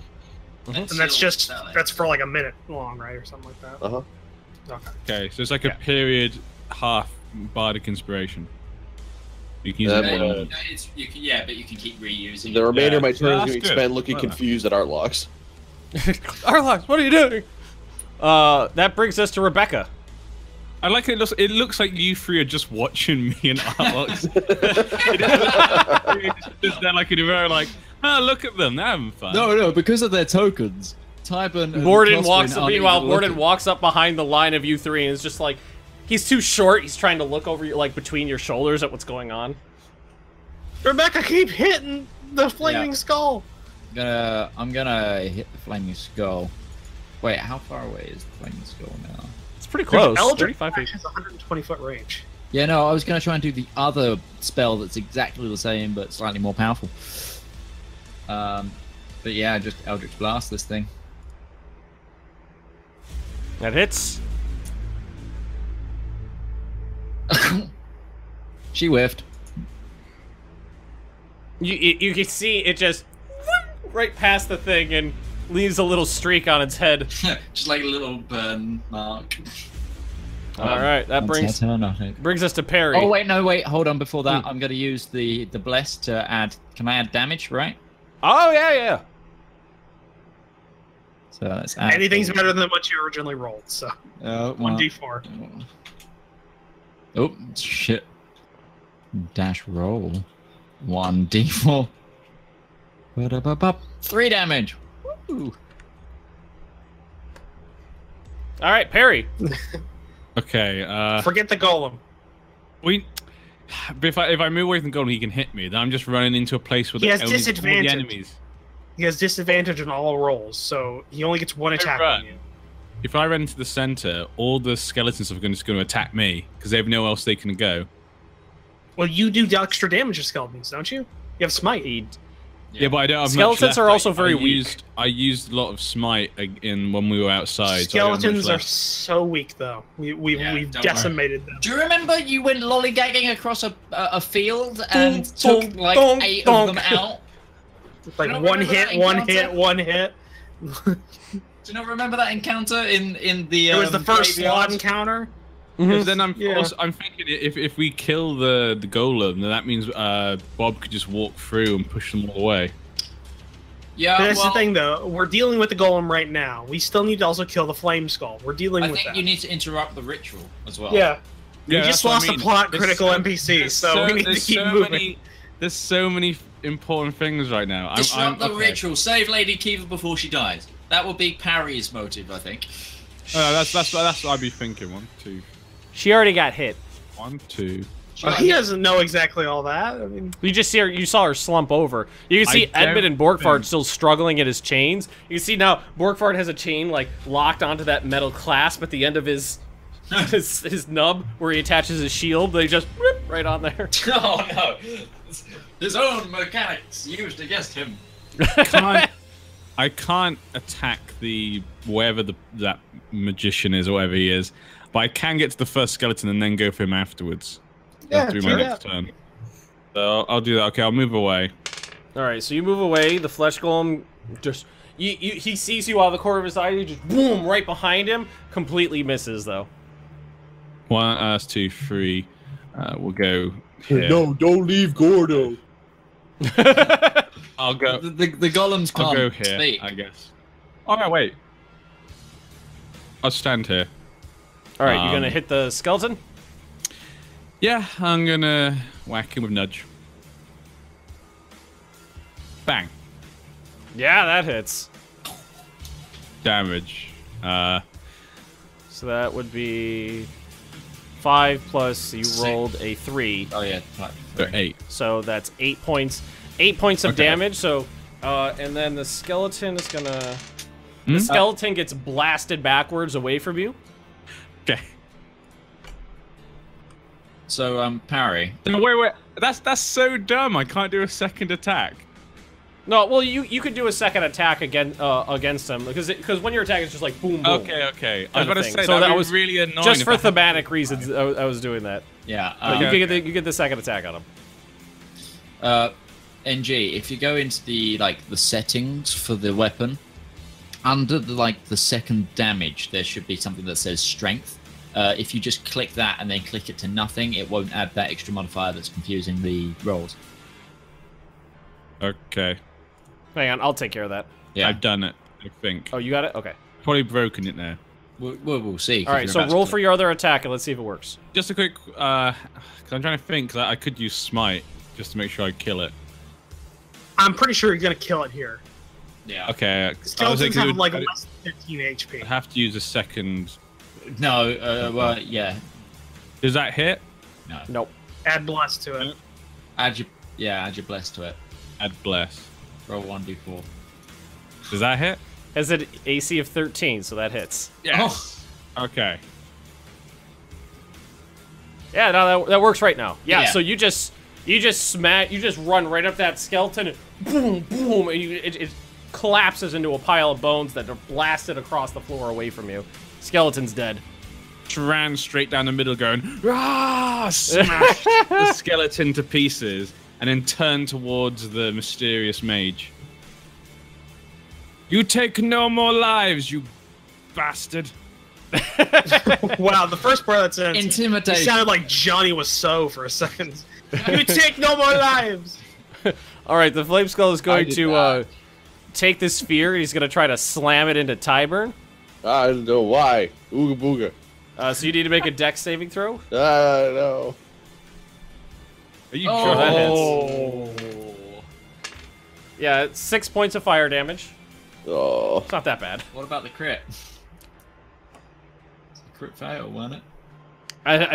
I mean, he tries to sidestep and hits him in the face. You no longer have any facial hair. Oh. Artlocks, that brings us up to you. Right, I'm gonna wail on the So this slod was just coming at you. You see Costwood screaming at you, but you can't hear him. There's just too much commotion going on around you. Then that flame skull comes past you, and the slod's gone, and you see its corpse sitting behind you, behind the party, dead, unmoving. Okay, I'm gonna turn around and wail the flesh golem with the mysterious mace. Okay, That hits. Yeah, it does. Bang. Really? How did you roll that low? The wonders of Midge-Man. 10 points. So you take this mace in your hand and just wham right into the I have a golem. -1 to strength as well. Do. Well, I was looking more at the necrotic. That was 24 potential damage. You rolled a quarter of that. You see this slam it right into its chest, and you see the area where it hit just turn black and shrivel and sink in, but the flesh golem's still standing there blocking your path. Well, and then actually, like you have a -2 to the bludgeoning damage. Yeah, -2. That's what I meant. Yeah, my strength's low.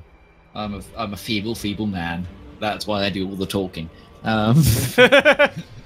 And therefore, I am gonna. Can I like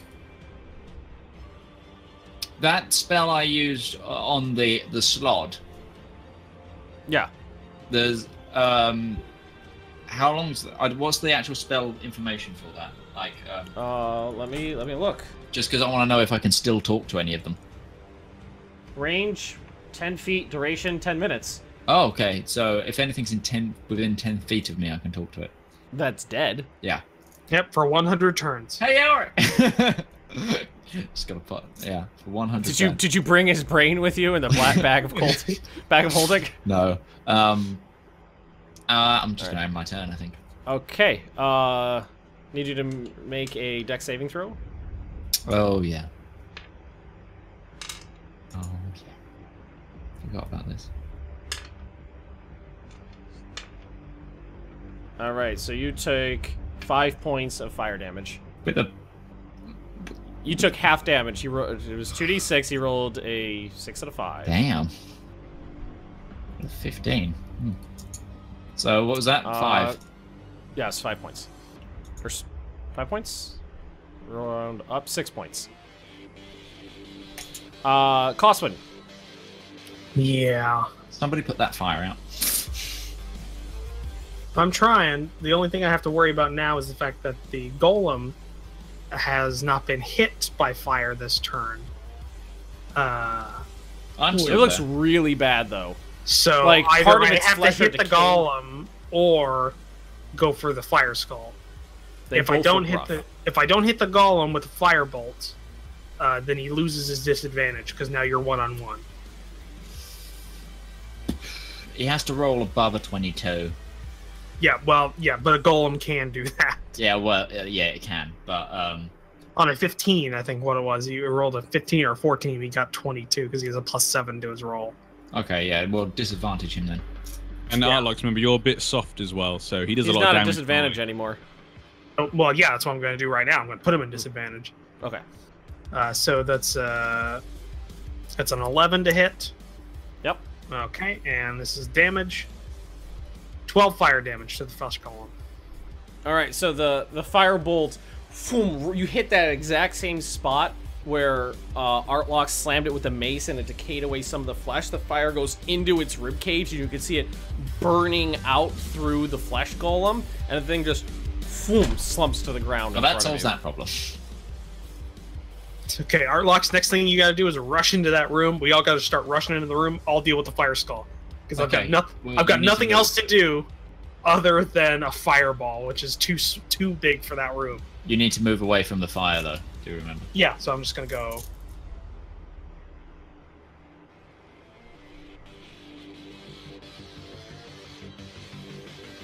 All right. Right there? Yep, right there. All right. So the other skeleton sees Perry run to the room, and now it finally has an object to focus on. You can see its head just around, and it goes running up towards Perry. It can't get there, though. Oh, no, it can. It gets repelled. No, it can't get there. It can't get there, so it's still just outside of range of Perry. I thought it could get there. It's just like outside of range of Perry, just like kind of the slack jaw growling at you. Flesh Golem's dead. It's that siege of that castle in Monty Python. Run away! All right, you see the figure who's only been described to you as the deceiver now. He's focusing on this ritual in front of him. He takes his hand and points it right across the room and Edmund, and you see a bolt of energy slam into Edmund's chest. He goes slack in front of you. He pulls his arm back again and thrusts it back towards the ritual, and now you can see that there's less of a pulsation going on with this thing right in front of you. It's just more of like a quick vibration, and you see Edmund slump down on the other side of the room. Borden takes this opportunity to run past everybody. So 1, 2, 3, 4, 5, 6. Run in here. 7, 8, 9. Why is the dwarf alive? He just bolts in there, sees a glint of gold, and starts running towards it. Sees the what? He sees a glint of gold and starts sprinting towards it across the room. Oh, Bolden's gonna get blown up. Tyburn. Booga booga booga booga. Booga booga. I just like the idea. Here's your crossbow, Tyburn. Yeah, shoot the necromancer. Well, I can Sacred Flame the Necromancer. Oh, that'll work. Sacred Flame. Sacred Flame. All right, wisdom. Make that dex save. Dex. 19. Damn it! You weren't supposed to do that. Booga booga. Ooga booga booga. Booga booga. That's it. All right. That brings us to Rebecca. Okay, so Rebecca's gonna also run in the room. She's got plenty of movement to get in. She's got a lot of movement, yeah. You can get up next to Tyburn, no problem. Powers. Oh, come on, stop lagging. Just walking around, going ooga booga around the corridors. Okay, Ooga booga. and she's gonna... How much movement does she actually have? Hold on. Why do I have 30 base if she's a human. So yeah. She's got plenty. I'm just trying to...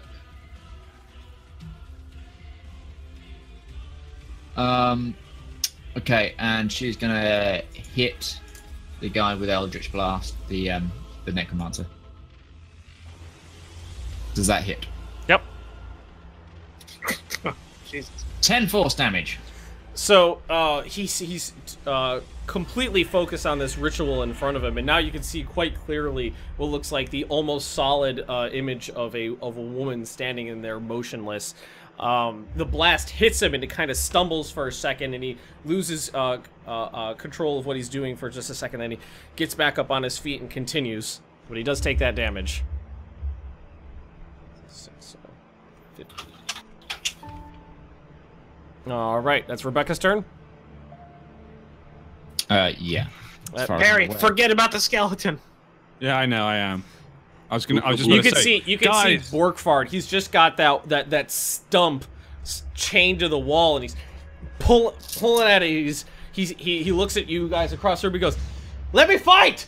Let me out of here! Let me fight him!" And he's just screaming and pulling at the chain. Guys, take care of the skeleton.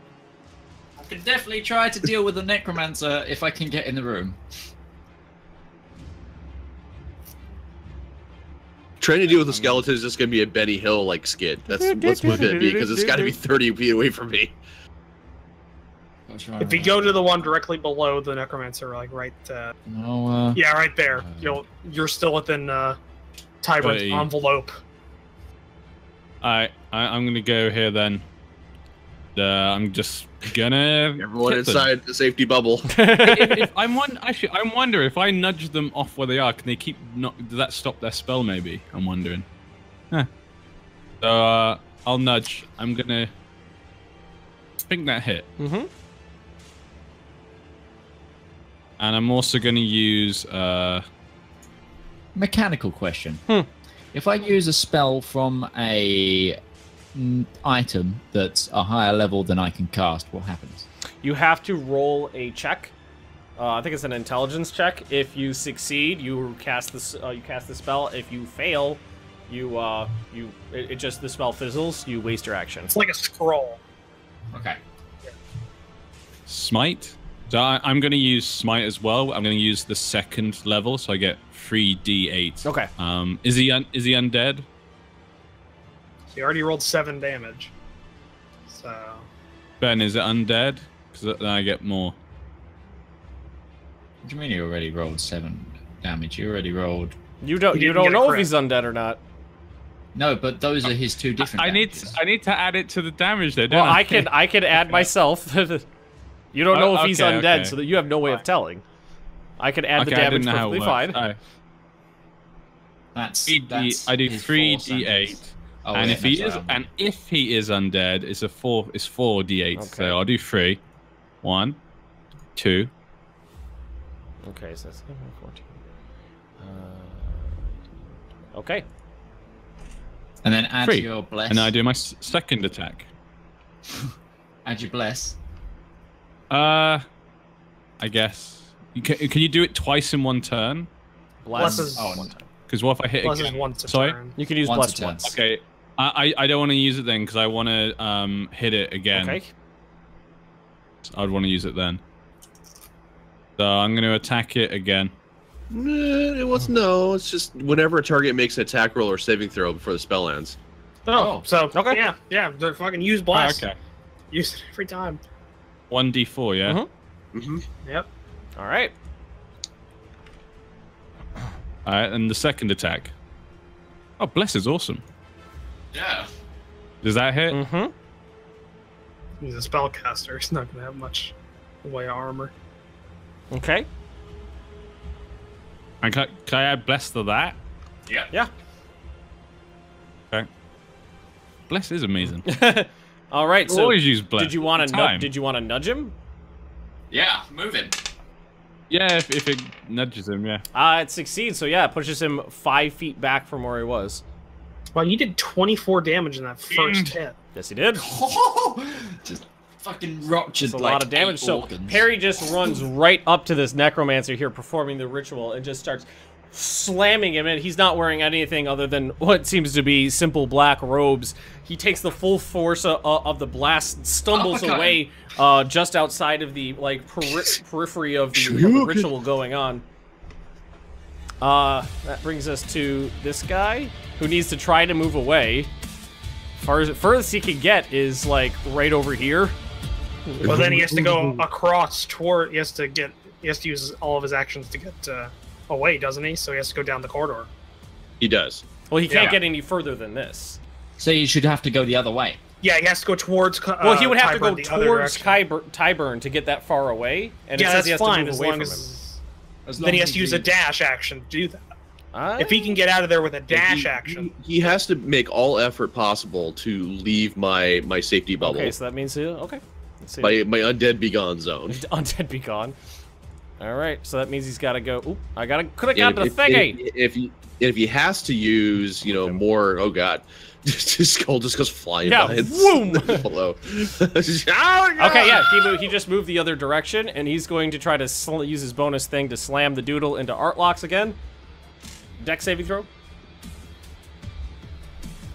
What is that skull's movement then?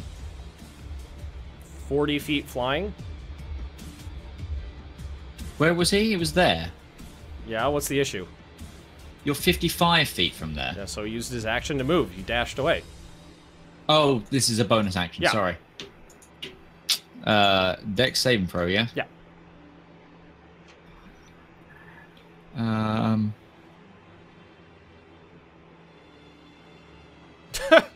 Yeah, you're fine. Acrobatics. You're fine. You are just you're also rolling fucking 20s. Yeah, you are perfectly fine. So now it's your turn. Artlux, take care of the skull because I can't see it anymore. Oh, really? Oh, yeah. But in the next turn though, when my turn comes up, I do have a spell that I can use. I mean, I think it's probably more. Isn't it more beneficial for me to go attack the Necromancer? I don't know if you can get there because you have 35 movement at total or something like that. There's also the actual ritual is he's on the like the opposite side of the ritual for the most part at this point. I never said I was gonna hit him. Okay. Yeah, you can get in there. I wanna. Are you gonna try mocking him to death? No.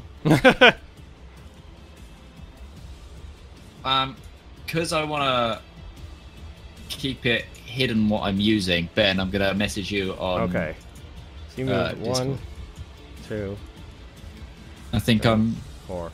You can't move quite that far. You gotta have to move back 1. Okay, I'll go there.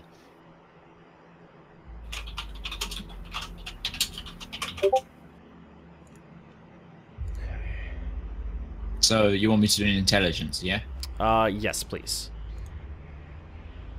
What am I aiming for? I'll let you know if you fail or succeed. Please.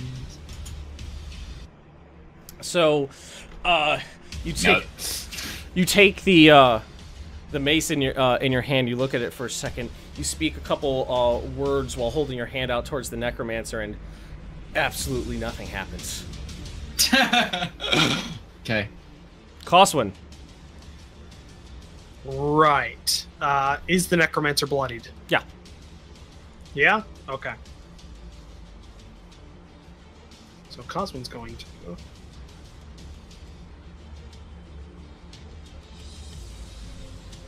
We're all just ignoring the skull. When it gets to his turn, all he can do is walk away from Tyburn. Alright, so I'm going to go there, and then I'm going to cast Magic Missile as a 3rd level spell. Okay.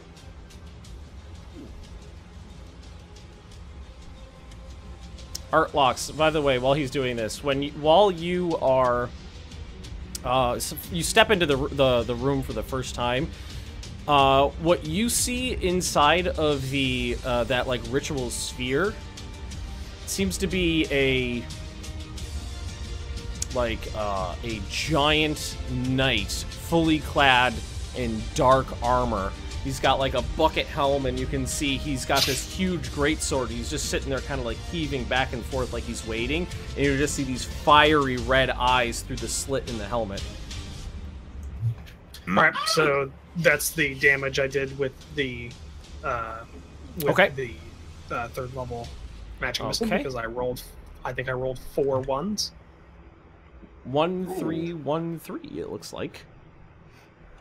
Well, it's both. It's I did 5 damage and then 8 damage together. Gotcha. So it's all total. Okay. So. And then because that is I did cast a above a level 1 spell, so that's a. Oh yeah, shit. 89. 89. I become invisible for the next minute. And with that, vroom, Coswin disappears. Oh wait. Also, just adding this to the actual damage I did with the magic missile. This is my blast. Mm-hmm. Good job. Fuck it. Hey, that's 14 damage. How many ones have you rolled now? Yeah, 5, somebody 6? touched my character. All right. So the skeleton. Now all he can do is move away from Tyburn. He takes 2 steps backwards. He's not paying the slightest bit of attention. He's focused entirely on Tyburn. You can see it steps backwards into that ritual sphere, and you just see the bones that touch the blue aura just vaporize, and the skeleton just what's left of it just collapses to the ground. Note to self: don't touch the sphere. Booga booga. All right, that guy's dead. It is now. Oop! I deleted and then so now it's now the Necromancer's turn. Kind of, he's looking around at the ritual in front of him. And he points over towards I'm gonna say Edmund.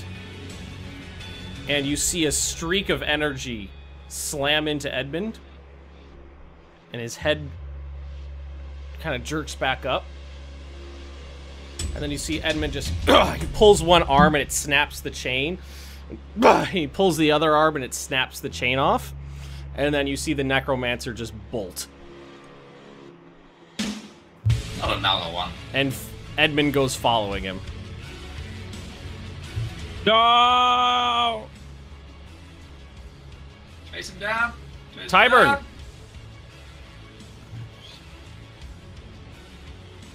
Well, I'm gonna dash to there, and that's it. Okay. Booga booga. That brings us to Rebecca. Okay, Rebecca, seeing the Necromancer escape. Oh, and Borden's just filling his pocket with gold. Like, where is pieces. Just gold pieces, just shoving it into his pockets. I'm gonna get her to 60, isn't it? 35 will be to there. Hold on. Move. And then another 25. Gonna get her to the middle of that fleur-de-lis. Okay.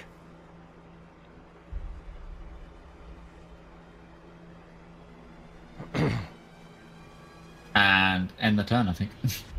Okay. Perry. Which way did they go when they ran off? They ran through the entrance. Just pulled them off the map. They ran through the entrance to the north. Or I thought you would be able to see them. The north. Yeah, they went straight up through the entrance near the red fire.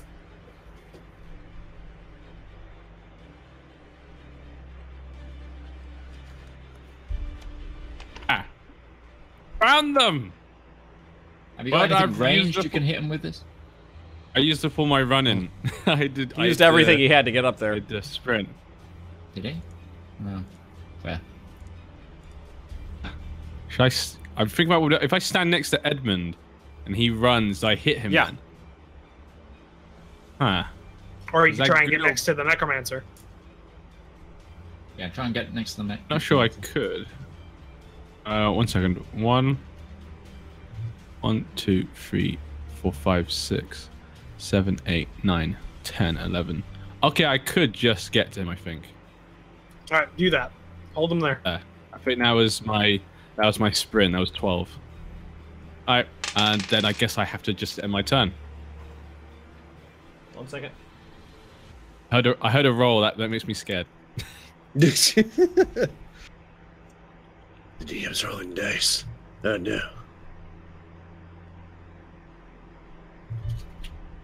I'll save you, Edmund. Or if you're not Edmund, you know, whatever you are. Wisdom. Mm-hmm.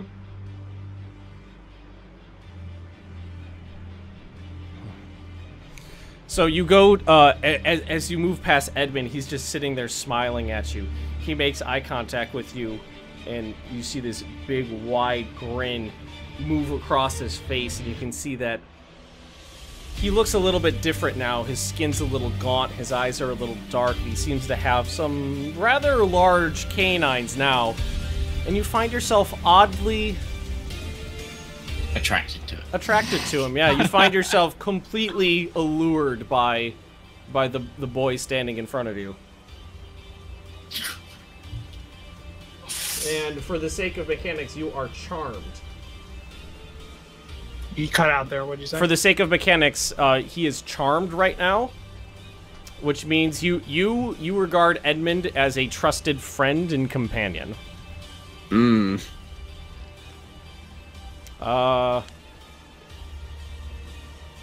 It is the Flame Skull's turn, but he can't see any of you guys. Damn it. You can't get close. He can't see anybody. And he can't move. Let's see, Tyburn is... So he can move in. Yeah. Let's see, so that's... It's just gonna walk around the corner like, oh. 5, 6, 8. So he can't get to there. And... Oof. And he's going to cast Fireball at Coswin. He can't see me. He can... Oh, you're invisible. So at Artlox then. Because that's the next closest person. Let's see. Fireball. Fireball or firebolt? Ball. Hmm. Oh shit. It's not the first time you guys have seen a fireball. He'll be in range of that. If he's casting it directly on Arlox. Dex saving bolt. throw. Yeah, he means ball. Dex saving throw. From Artlox. And the skull. And you. Yep. 20. This is gonna hurt.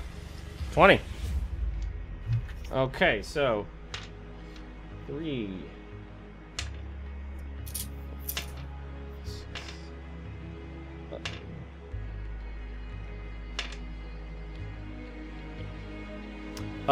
Everybody, you both take 11 points of fire damage as the this ball of flame just right past you, Artlox, hits the ground and just... And that is just enough damage to actually kill the Flame Skull himself. You had 11 hit points left.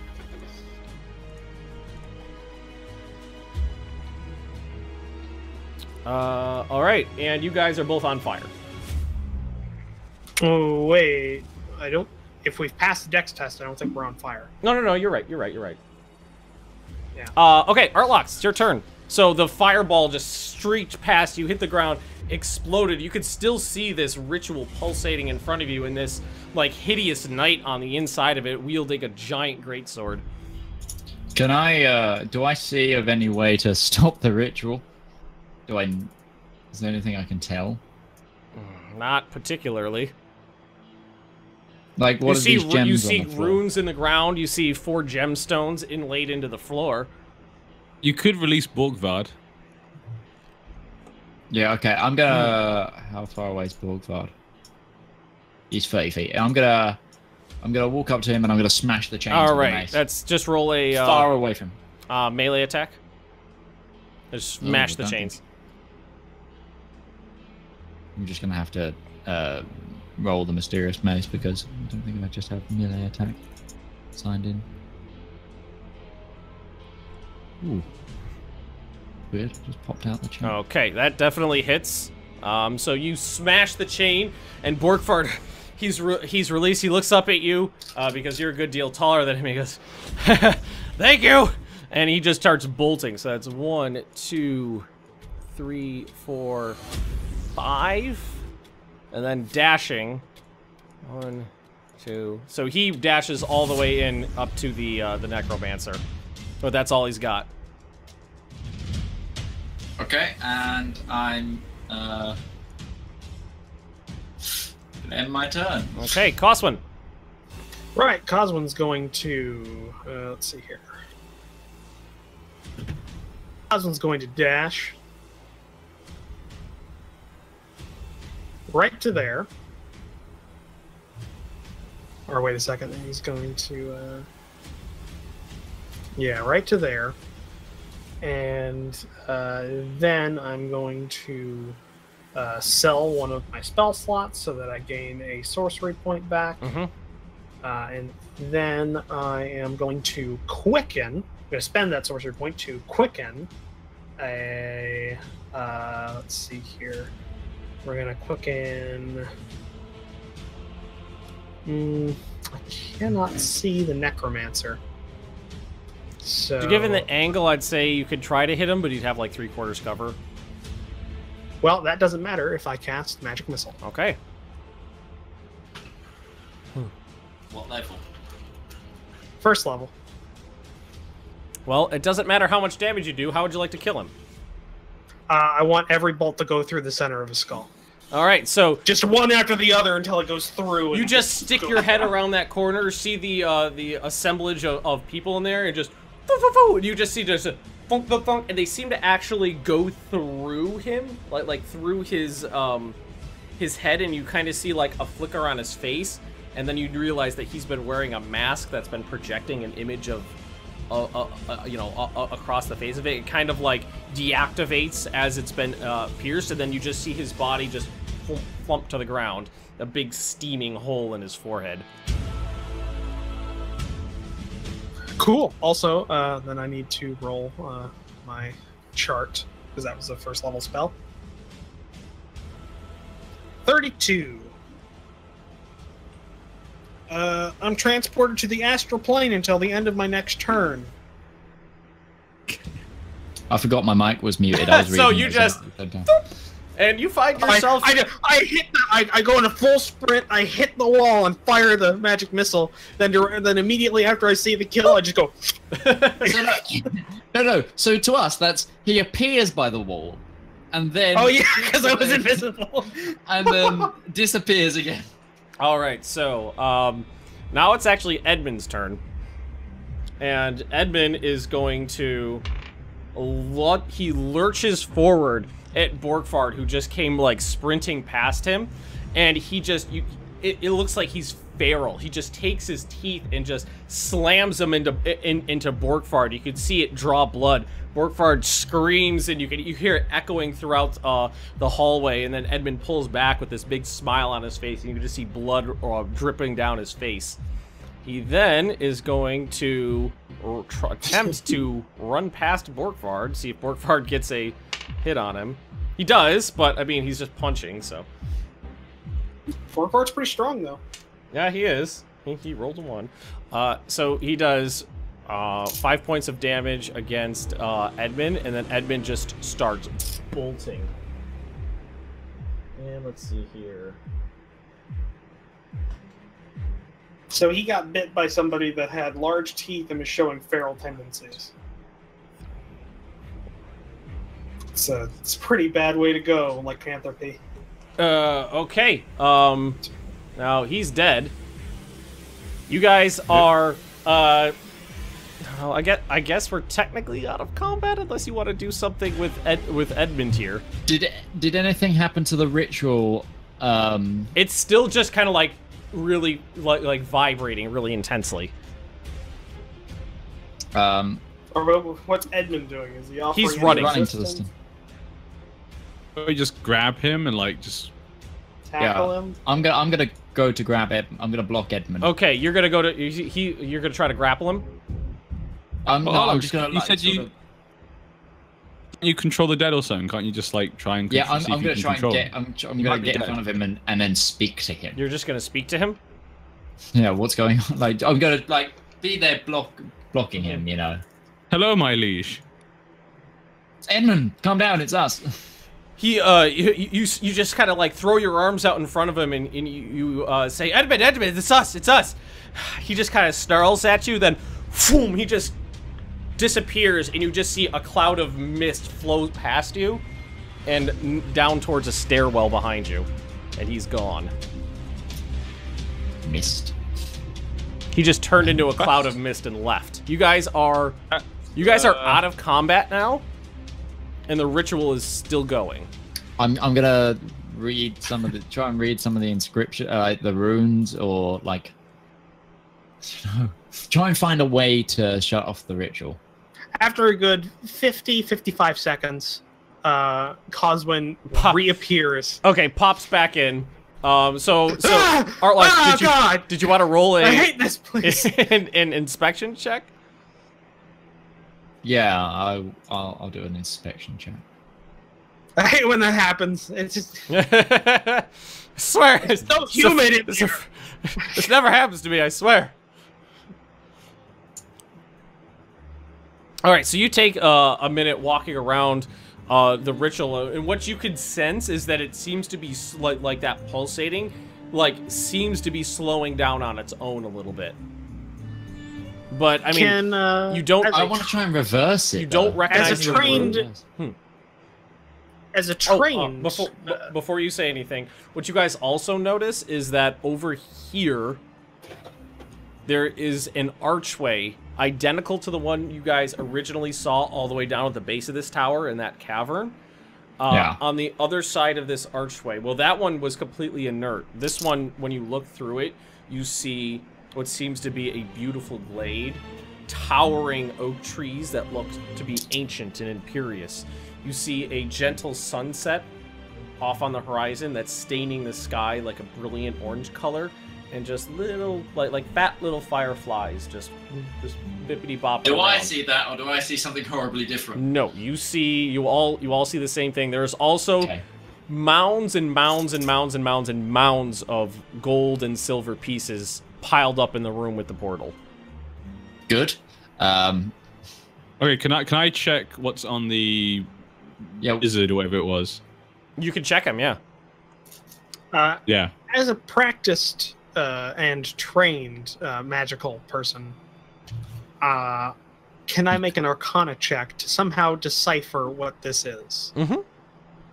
You just called someone who controls the world with music, not trained in magic.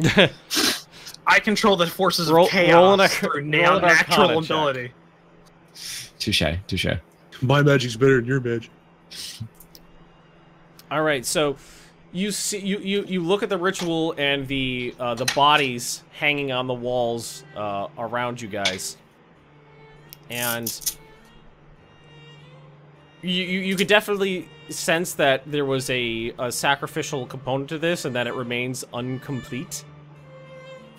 Is there a way to reverse it? It seemed like that pulsating seems to be like winding down on its own accord.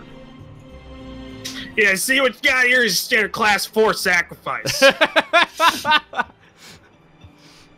did I find permit too. Did I find anything on the wizard thing? He wore a Necromancer? set of simple black robes, and he also had a. When you pull the mask away, you see a different face. It's a human face, but it's not nearly as attractive as the one that you guys saw in him before. And you just have this like bland-looking mask with a burning hole in it. Huh. Triple check him. Do an investigation check on him. I'm gonna keep the mask. We're not leaving anything behind here. I'll do an investigation check, okay? Okay, you find nothing new other than the mask and the set of simple black robes. I'm gonna take the mask. Can I decipher any way to try and reverse the effects of the ritual as it was incomplete?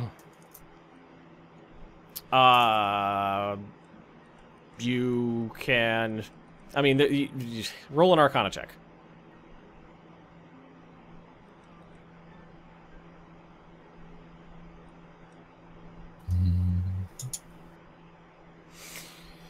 You could discern that the ritual was definitely drawing power not only from the sacrifices but from the location that it was taking place in, and you could see 4 like large sapphires inlaid into the ground around the ritual.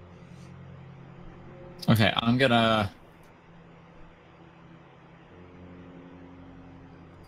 So what is at the this point? objective here? You see Borkvarrd running around the. You see trying to get. You see Borkvarrd running around the corner, alive. and he just goes, "Where'd that little bastard go?"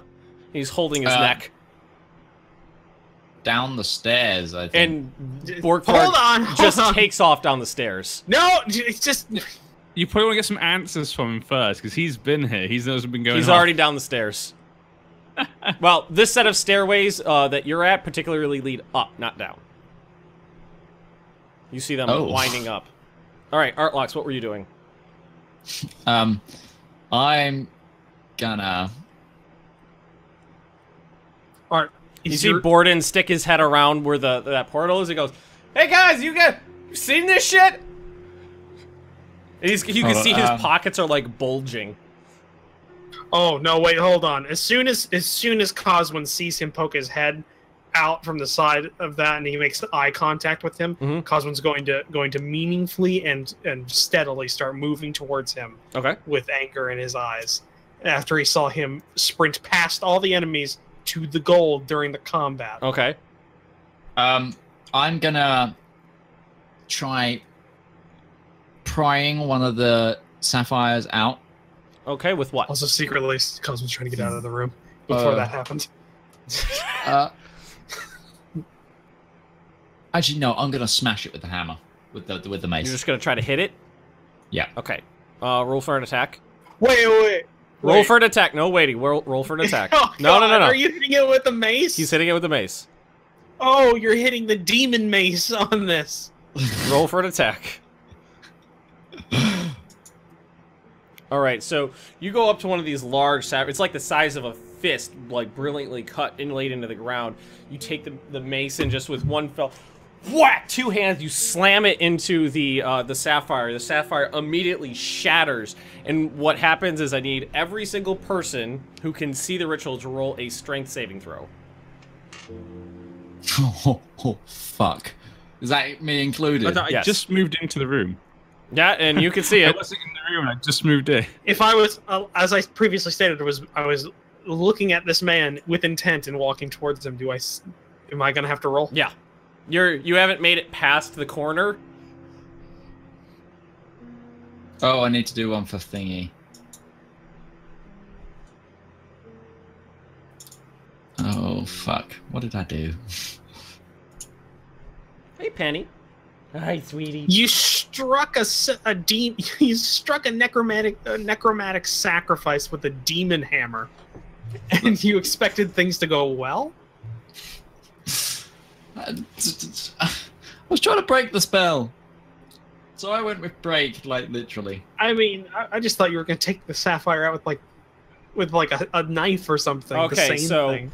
Every single person is blasted 10 feet back from where they're standing, radially from the center of this room, back away from it. You just see this huge blue, like, shockwave just out from the center. There's nothing left in the center of the room, and what you can see as the shockwave emanates out, it hits all the stones, and you can see a lot of the stones just cracks just start shooting through them, and you can feel the entire tower just chunk like it dropped like a foot down underneath you. Coswin. Question. You're standing in front of a portal. And you've just been pushed through it. Yeah, you I know. Are running. That's why I haven't moved yet. You are running towards where Borden is to give him a good talking to, and you just hit in the back, rocketed forward, and it's almost like it's in slow motion. You can see this plane right in front of you coming right towards your face. As I'm going towards the portal, Coswin says very loudly, just very loudly, "With my last breath, I curse all of you!" So Coswin, you hit the aperture, and anybody who could see him, you just see Coswin disappear. And now the entire tower seems to be shuddering underneath your feet. Right, I'm gonna run to like the gold room and just like drag the bag of holding along the floor and just quickly! Okay. Get everything in here. How much stuff do you have in the bag of holding right now? Like, just start dumping shit. Don't like minus that other thing you put in there from the last time. I've used up about. Just give me an estimate of poundage of how much stuff you have in there. Probably about 100 out of the 500. Okay, so roll a dex check. Dex check. Just a straight up dex. Roll a dex check. No acrobatics, no. Nope, just roll a dex check. Where's dex? 16. Okay. You grab the you're like trolling for coins. You grab the bag of holding, just start shoving as many of them in there, and you can see them falling back. Specifically, I opened it and I'm just dragging it across to just like dredging. You're like dredging coins with the bag of holding. And you start to you could feel them all. You're trying to get as many of them, and you're pushing and dragging. You're pushing. You could feel them all falling into the bag of holding, and that weight just dissipating as they go in there. At this point, you guys can all feel like another shudder, and the entire tower shifts to the left, away from the portal, and it feels like the plane of the ground has shifted, and you can start to see the building on the opposite side start to crumble. Guys, maybe we should get in the portal. We gotta go save Coswin. What have you done? I done goofed, I'm sorry! Hang on. Meanwhile, Coswin, what the hell is that? Coswin, you just went from utter chaos to the most peaceful garden setting that you could possibly imagine. You're a bit of a woodsman, a hermit, and this is like your leisure domain here. You just see these tall trees towering above you, like immensely wide. There's that smell of like wood and grass in your nose and a gentle breeze, and there's just all these fat little fireflies bippity bopping around you. Okay. Tyburn, quickly grab Lady Kiva's body. The first. Okay. Coswin's suspicious. Coswin's gonna make an perception check. Okay. For enemies. Okay, roll a perception check.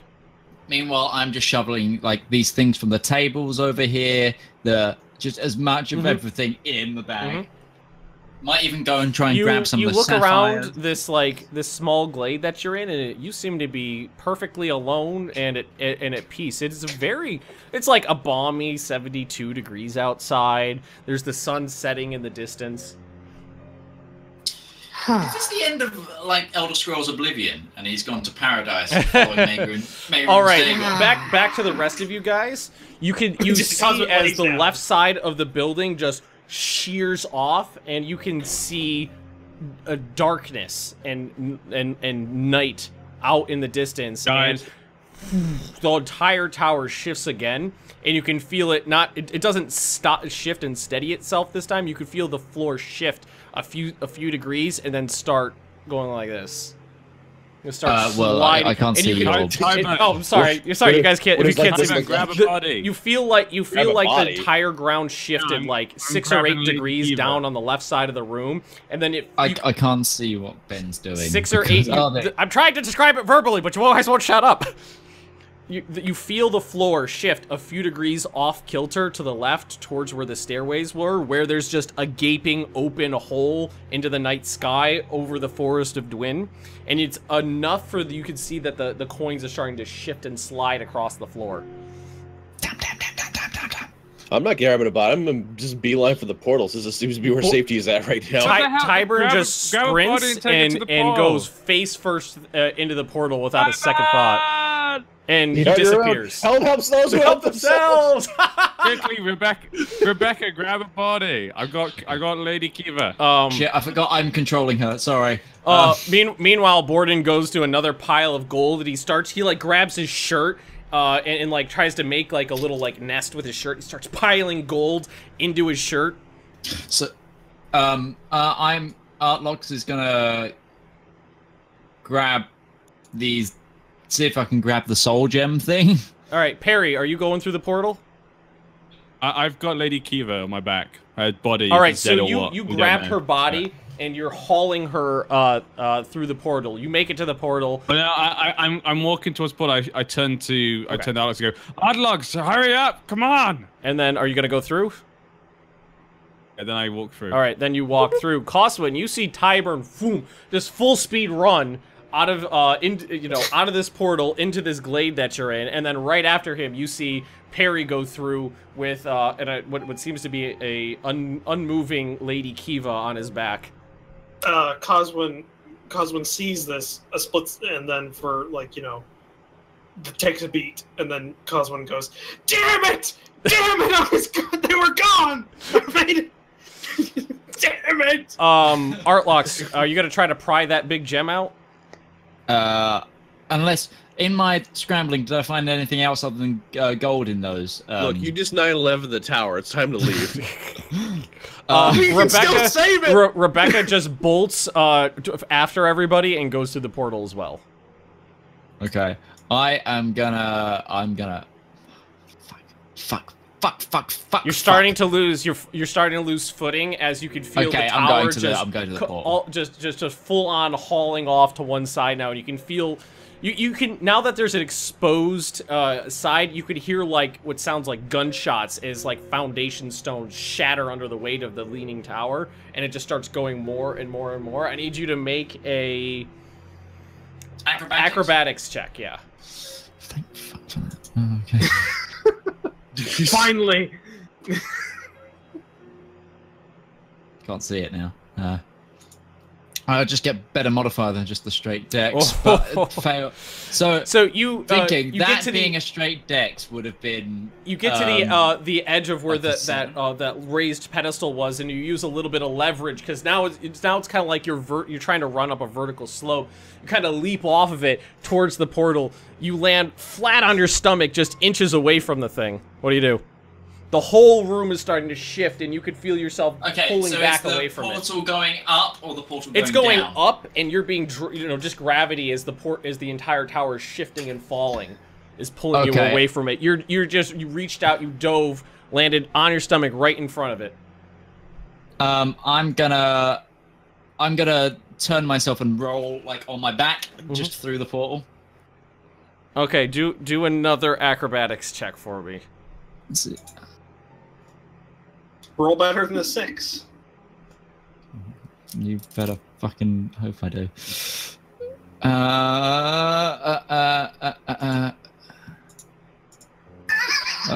You go to do a driven to death by his debt and just land on your back, and you've got, like, your hands through the portal, but nothing else. On the other side of the portal, you guys could see what looks like just a couple fingers flip through it, and then start retreating back out. Somebody grab me! Anybody doing anything? Coswin dives for his for the hands in the portal and grabs them. Okay. I grab Coswin and pull him. Okay, so, Coswin, make a strength test. That's not a good thing, Ben. Well, I'm trying to think of this in portal dimensions, because you're on a vertical plane, and he's turning more to a horizontal plane, so his weight's gonna get rougher, like more and more and more hard to hold on to as his dimension goes vertical. In a Stargate, inertia's not carried through fully. It's dampened. Yeah, well, we're not playing Stargate SG-1. Well, I tried. I tried. But you should get advantage because I'm holding you, aren't I? So that means I'm kind of giving you extra strength. Coswin, you grab onto his hands and you start to feel him slipping away from you. You brace one of your feet on one side of the portal. You brace your foot on the other side of the portal. Just haul with all your strength. You've got Perry kind of with his arms wrapped around your waist and just pull Artlock's full body through the portal. What you guys can see now is this window in front of you of just stonework, and you see all the gold fall away, slipping off into the blackness, and you can hear just the cracking of stone and the roar of this tower going down, and you get this momentary glimpse of the ground coming towards you, and then the portal seems to deactivate. Okay, Coswin's going to let go of Artlock's hands, take a look at him. Does he look like he's not hurt or anything, right? No, he looks very hurt right now. Well, he's hurt from combat. He doesn't look like he's hurt from the actual. I have 5 hit points left. He doesn't look like he's actually hurt from the fall or anything from the tower or anything. Okay, Coswin's going to punch Artlock's squarely in the jaw. Roll a d4. Knocks him out. What's your strength modifier? -1. So it's less of a punch, more of like an open fat hit, like hand slap in the face. Did not expect it to blow the tower up. If I'm honest.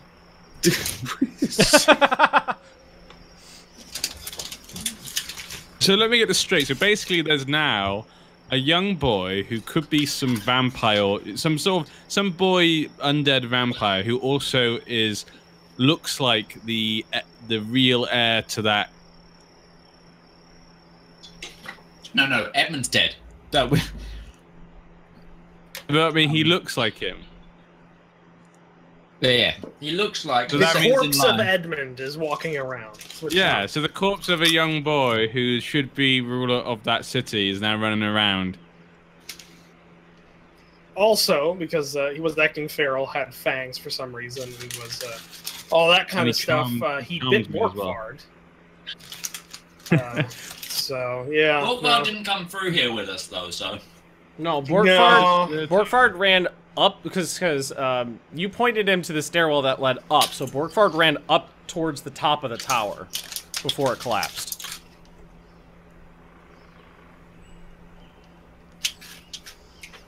I just keep giving storylines where Ben has to keep working out how Borkvard's alive. Well, this is the first time Borkvard's really done anything in like 9 months or something like that. Like more than almost a year of playing, so it hasn't been that big of an issue.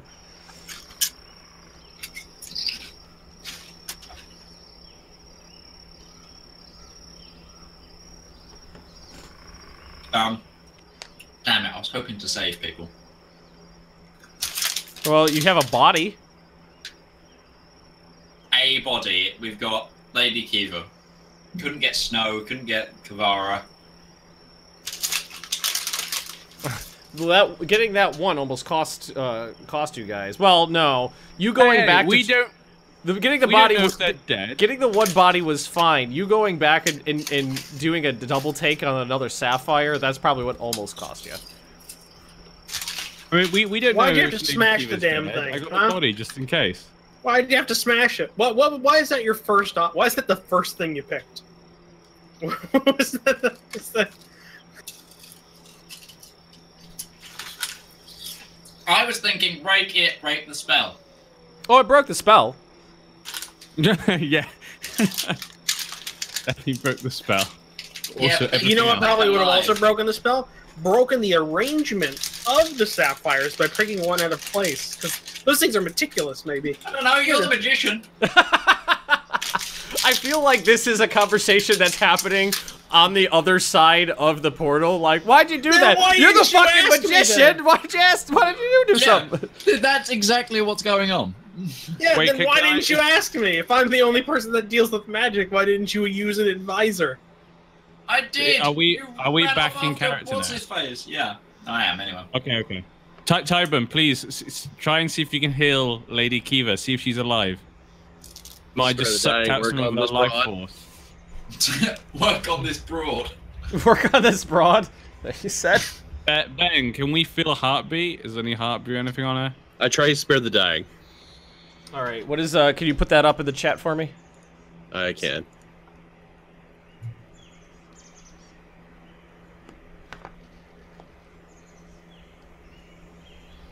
So it looked like they were dying, but I wasn't completely sure. It could just be taking their life If force. this doesn't work, then this is beyond my skill to heal. Okay. She needs elven Can you medicine. describe to me exactly what you do, like in character? All right, so I assume she's laying on the ground. Yeah, there. she's So just laying prone on the ground. So I'm gonna go over to her, get down to one knee, put my hand over her head and start chanting Hellmite stuff and be like, "Hey, wake up." Okay, as you look down at her prostrate body, still fully clad in her plate armor, you see something in her eyes, like a faint hint of some life. Oh dear God, we left Snow back there in that collapsing Snow tower. and Kavara. I told you to pick people up. I said for Rebecca to go grab one of them, but Ben charged Hell her helps out those the who help room. themselves. It's motherfucker. Tog's character. Do you think he would save somebody or a body or something, or just charge We to don't the know exit? his character very well. Well, That's that's the I'm problem. just working with what I think he would do in that situation. According to the character sheet, there is no character. Yeah. All right, I'm Bob. also gonna- I need you to make a intelligence saving throw. Me? Yes. Oh God. All right. You're chanting your Hellmite chanter doodles over her body. You make eye contact with her lifeless form for a second, and there's this dull like red burning behind the back of her eyes. It looks like all of a sudden you feel this intense pain, like the most like the worst migraine you've ever had. Just like someone drove an ice pick into the back of your head. You take 16 points of psychic damage. Oh. Wow. And I need you to roll 3d6. Oh God. Oh, this is what Sigmund had the problem with. What's your intelligence, Bob? 10. 11. Excuse me. 11? Mm-hmm. Not anymore. Okay, no. There's no other effect. No. There's no other effect. But what you see is pretty horrific. You see the top of Lady Kiva's head like open like a seam, and you can see her exposed brain inside her skull like pulsating, and then it starts to remove itself from her head.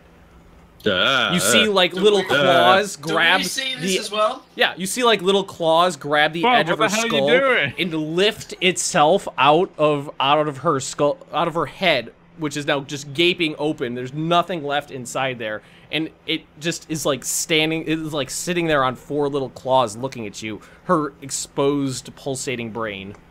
We all see this? Yes, everybody sees this. Okay, I'm Cosmo a- lets out the Dude, girliest, hit it with the hammer. loudest. Cosmo lets out the girliest, loudest scream he like, physically can. He's like, Hit it with the hammer. I'm gonna hit it with the hammer. and backs away. No, you're not hitting shit with that hammer. All right, you're gonna. Well, he already said he's trying to hit it, so try to hit it. No, you slam the mace down to the ground next to it. It kind of skitters off to the side for a second. I need you to make an intelligence saving throw. Oh, God. Saving throw.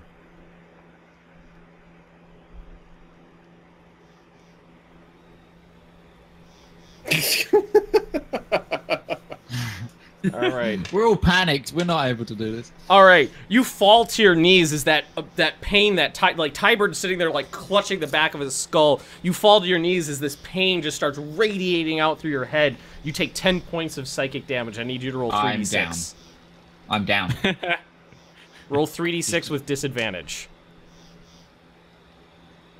So what? You want me to... Roll 3d6 twice and take the lower of the total. Apply directly to the forehead. All right, roll again. And what's your intelligence? 12. Okay, so you're unconscious on the ground. Yep. All right, what else? Anybody else doing anything? Coswin's going to throw an oil flask down onto the creature and then use a firebolt on it. Oh God, don't miss. All right, roll for a ranged attack to try to hit it with the oil. Just okay. 11. All right, so you hit near it, but not it directly, and then you're gonna try to set it on fire. Mm-hmm. Okay.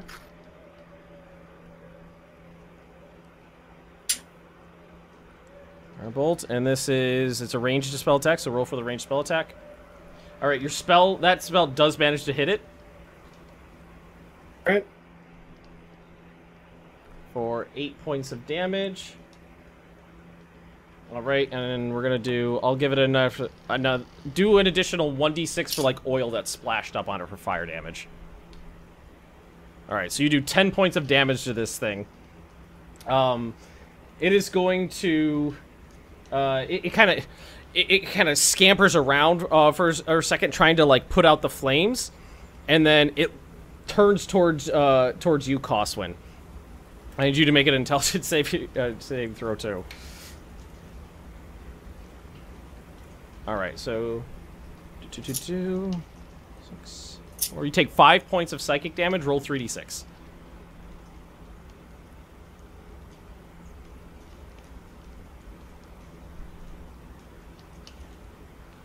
What's your intelligence? 15. 15, okay. So you get that blasting pain in the side of your head again, and then the thing turns away, and it starts to run off into the woods.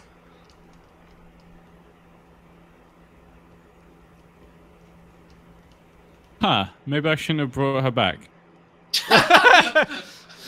Parry's just been sat there. And with that, you see it just kind of like gallop between some trees and disappear into the woods. Well, that's an elective hour in the wild. Unconscious here. Yeah. Tybert's like rolling around on the ground, clutching his head, and Artlox is unconscious on the ground. They were got ibuprofen. Got some Motrin. Don't have any healers. Healers down. Yeah, like I can't. I assume I'm like incapacitated, right? I can't do shit. It's for temporarily. Like you could wait a hot second and get back up. Like it fades. It like it's this blinding pain that just takes you out for a second, and then you see your head still hurts, like you just got whaled with like a shillelagh or something. But you're okay. You can heal Artlox if you need to. I am gonna heal him in his ass. Not his head, but just his ass. Just his ass. That's all I'm gonna do. I'm gonna go ahead and give him this many of the hit points. 1d4 plus the 5. Make sure I got the right one. Yes. I think. Let me double check this because my math is always fuzzy. Artlox, what was your intelligence? 12. Okay, I did that wrong. Your intelligence is reduced to 0. Just comes the baby. So I'm now. You're a vegetable. Right. To Arlox as well after we did that. All right, well, I've healed Arlox for so 10. You cast your healing spell on him, and his body is healed, but his mind seems addled. That's not supposed to do that. That's not how these spells work. Oh my God, what did you do, Tyburn? This is not how this works. This isn't my fault. What are the side effects? This isn't my fault. I used it as directed, damn it.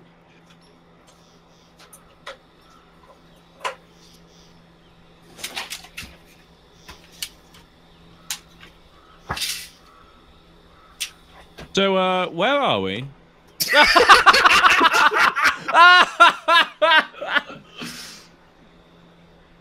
Oh, man.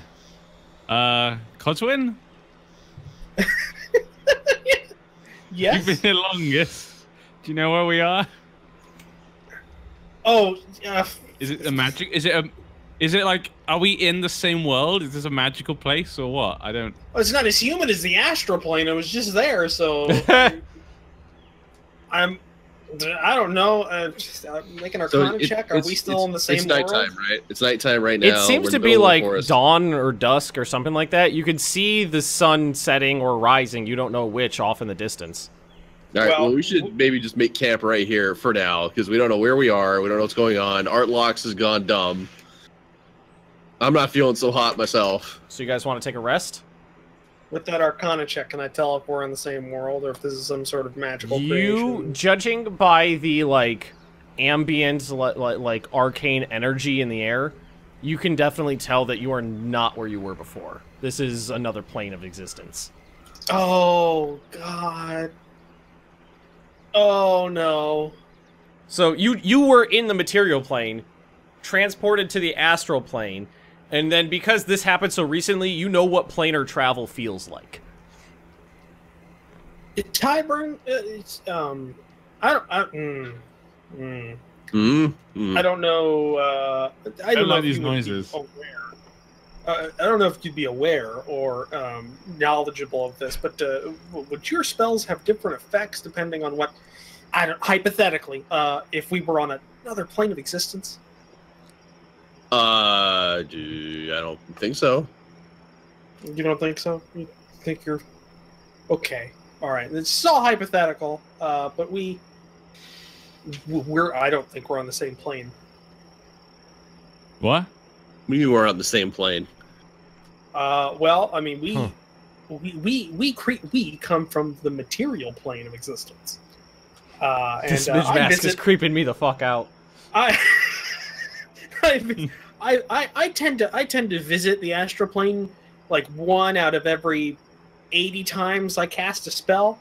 So, yeah, it's possible, and I think we're in some sort of other plane of existence. Now, how do we get back to the material plane? Well, you see, normally I just come back. It just happens. But you look at the portal behind you, which is now entirely deactivated. Yeah. You know what I think? I think we should ask Rebecca Black what she thinks. What do you think, Rebecca Black? It's Friday. What seat should I take? So, what do you guys want to do? I just want to bring up as well, guys. Did you guys see that Arlox like made a mace come out of nowhere? Wait a second. When did he get the ability to create weapons? That's amazing. We're shy one person, aren't we? Who? The commish. The commish? He's not there.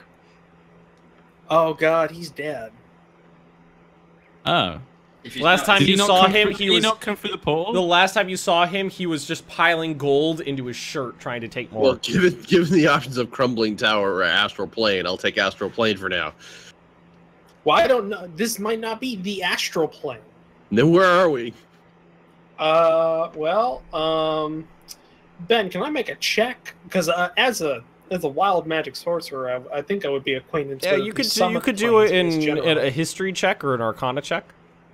I'll do a wild sorcerer. I'll do Arcana. Yet, Ben.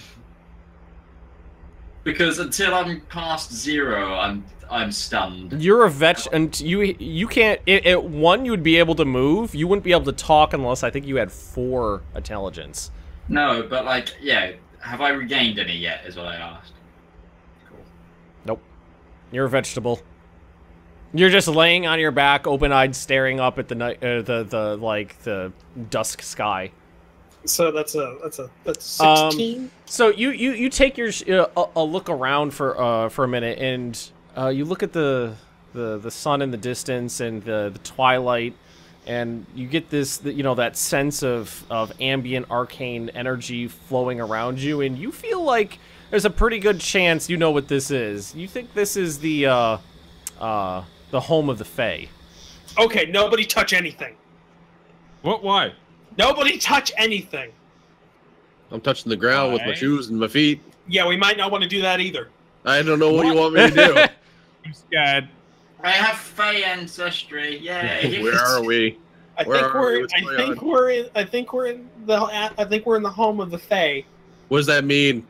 In terms of mechanics, the Feywild, or the plane of the Fey, is basically an alternate dimension that exists in the same place as the material plane. So it has similar physical characteristics, but everything is innately magical here. It's like the home of all things magical. Don't pick up wood. Don't start a fire. Don't step on a flower. Because when you started a fire. There's a little smoldering. There's some smoldering embers in the grass nearby, where there's just oil like crackling. Okay, nobody else start a fire.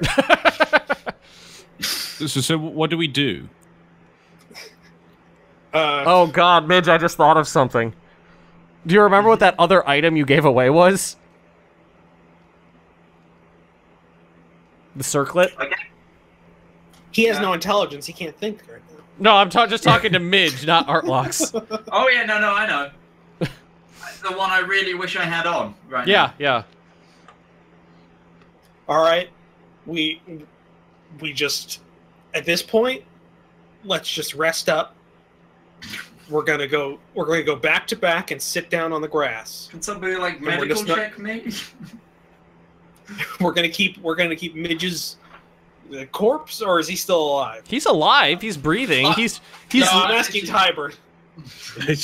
He's as good as I can make him. Okay, we're gonna keep Midge's. He didn't work with Lady Kiva.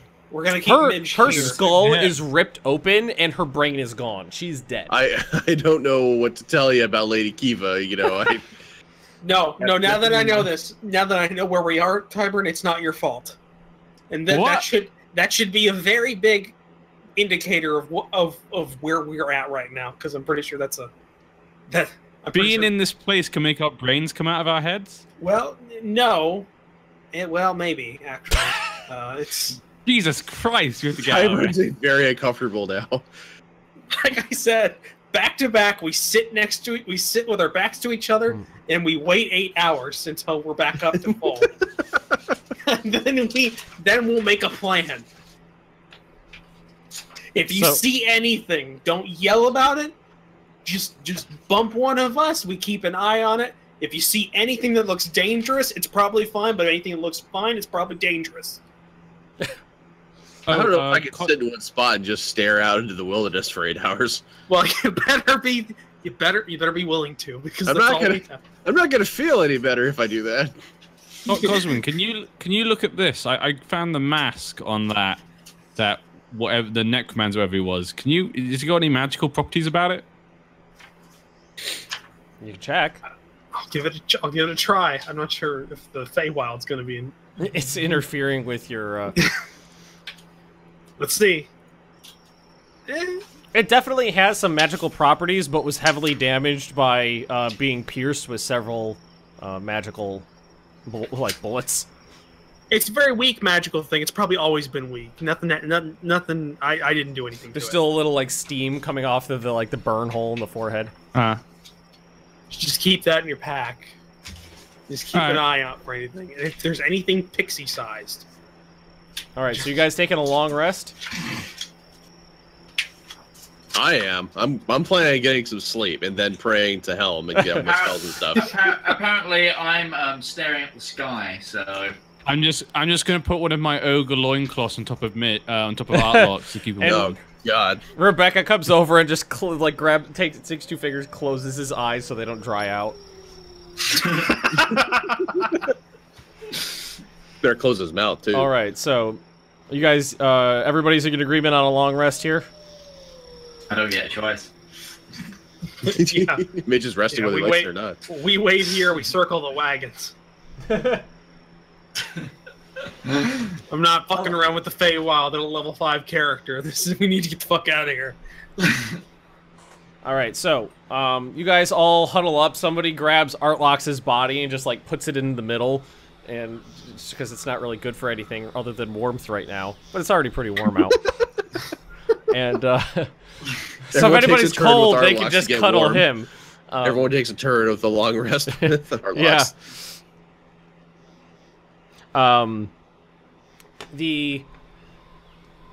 You think it's night, seems to pass extremely slowly. Every single time you look up, the sun is just sitting, resting in that spot right on the horizon. You know, everybody kind of drifts off for a while, wakes back up, drifts off, and wakes back up again. And the 8 hours pass. The long rest is concluded. Everybody regains their skill, their spell slots, and their health. And meanwhile, the sun just sits there right on the horizon. It has not moved the slightest bit. Did I gain my intelligence back yet? Nope. It's going to be until we get off the plane, isn't it? Okay. Everybody roll a perception check. Yeah. Including me? No, not you. Not you, Mitch. One second here. At the moment, I think my eyes are still closed. Okay, this is just getting so annoying. You guys are allowed to roll something other than 11. Don't tell me how to live my life. I did. Oh, man. Oh, Mitch, man. What? That mask, like, right up in front of the camera. Did you not see me a minute ago? Where No, I saw. We got all our My magic wife just back and texted stuff, me and yeah. asked me if anybody dies. I said no, but one's a vegetable. If any of you watched, like, So, I think Perry, that whole exchange reminded me of Rick and Morty, the first episode. Yeah. Just like, look at all this stuff, Morty. Everything's so great. I don't know what the fuck that is, Morty. Perry, you hear what sounds like a woman laughing coming from, you know, a point behind the trees nearby. Just like got female laughing. Is I'm guessing that would be a fae. Well, anything of fae. Everything's a fae in here. Yeah, because a girl laugh is what you expect from like a fairy. Yeah, it's probably really dangerous, actually. Okay, here's a quick summation of what the Feywild is. All right, everything is the opposite of what it is, and then if you think you understand it, it's probably opposite again. I cannot at all. I cannot process that without thinking of Charlie Day from Always Sunny in Philadelphia. With the line in the mailroom. with the lines. The way that was delivered, I cannot think of anything else but that right now. With Costa like pacing back, we're like, it's a Feywild, man. It's like everything's backwards, but it's like all the different things. Like, oh god. Okay, so I just went through a binge of watching that the last few days. You, Perry, you also you see for just a moment, just like a bush kind of rustling a little bit. Guys, that bush over there's rustling. The bush ceases, and then you hear this sort of, like, behind you in the complete opposite direction, this kind of, like, soft, sing-song little voice. Now, what languages does everybody speak? Common, Orc, and Dwelvish. I speak Dwarf, Orc, Abyssal. Abyssal? How do you pronounce? I don't know how to pronounce that. Let's see. Abyssal. Rebecca, what does she speak? Or Abyssal, the common tongue. I spell common. That sounds about par, actually, for Intelligence Zero right now. I speak Common, Halfling, Dwarvish, and Elvish. Okay. I'm not sure if he can even speak. Can't speak right now. So Tyburn, well, Rebecca understands too, but Tyburn, you're the only one who's here who understands the voice that's coming out of the seems to be between some trees. It's very soft female voice, and it just you could hear it kind of just wisping on the wing, and it just says, "Be you seelie or unseelie?" Oh, what language are they speaking? Elvish. Halfling? Elvish. I'm gonna turn to Coswin and like ask what that means. Are we seelie or unseelie? What does that mean? That's what they're asking. Just ask. Say that your friend needs help. Say that your friend needs help. I will answer back and say I know not what those mean. Don't say anything. Don't say anything. It's too late. You see, stepping out from behind one of the larger trees. It seems to be a woman. Her garments seem to be completely made out of like organic components, like the leaves. Her hair is green and kind of leafy in texture, and she's got this dryad. Brown greenish type of skin. And she repeats again, "Be you seelie or unseelie?"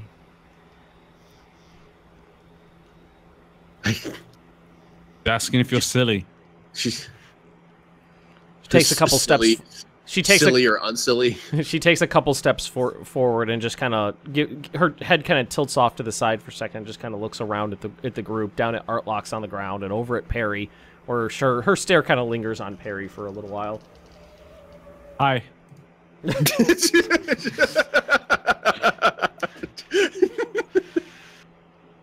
It's just like this doofus just like waving. He's like, hey. She looks back over at you, Tyburn, who seems to be the only one who's responded in a language she understands, and she goes, "I'm sorry, but I cannot help that one." And she points at Perry. He's not long for this world. Wait, Perry? Yes. I'm not going to translate any of that. I'm just going to repeat my question of what do you mean by seelie or unseelie? Rebecca's going to speak up and ask if she can help the person who's on the floor. Okay. She looks back at you, Tyburn, and goes, "Do you worship the Queen of Air and Darkness?" Queen of Air and Darkness. You got cut off there. I don't know if there's anything else to it. Nope, that was it. No. She gives a bit of a sigh and moves forward to like just a few feet apart, and looks down at Artlox and goes, "What happened to that one?" That's a really good question. I used the Hellmite magic as described in this here book, and that happened. Okay, hang on 1 second. She's got to run away from the book. Well, that's just my ordinary spell book. The actual like tome is back at like Rend. Yeah, I wouldn't be surprised if a fake creature would run away from a spell book as well. Logic. See, I used it as directed. See, no side effects, no nothing. Just then that happened. There was a brain thing that came out of that. I assume Lady Kiva's body is nearby. I point to Lady Kiva's body. Brain thing came out of that. That wasn't cool. She gives like a very confused look on her face. She you see her hands move up, and she casts. You see her cast a little spell inside of her hands. One of them moves one off the other, and she has a handful of like little red berries in her hand. She goes over to Artlox, takes one of them, and just puts it in his mouth, and watches him for a second. Coswin's on a hair trigger right now. Like he's got a staff up, and like out of everyone who's known Coswin for like the main party who's known Coswin for a long time, just can I get rid of like do not disturb Midge, or am I still dumb? Do not disturb. Well, Midge. for the sake of this, you are stunned, and it said the way it's worded: stunned creatures can't move and can speak only falteringly. So you're basically like a vegetable. You're kind of just like, oh, wow. Oh, am I still vegetable? Is what I asked. Well, yeah. For the sake of mechanics, you are suffering from the effects of being stunned, which means you can't move under your own. You can. It literally says you can only speak falteringly. Cool. I'm gonna put him back. I just wondered if she helped me. No, she conjured like a little berry, and fed it to you, but other than that, you didn't heal at all. She stands back up for a second, like holding this little handful of berries in both hands. She goes, "I cannot help him either."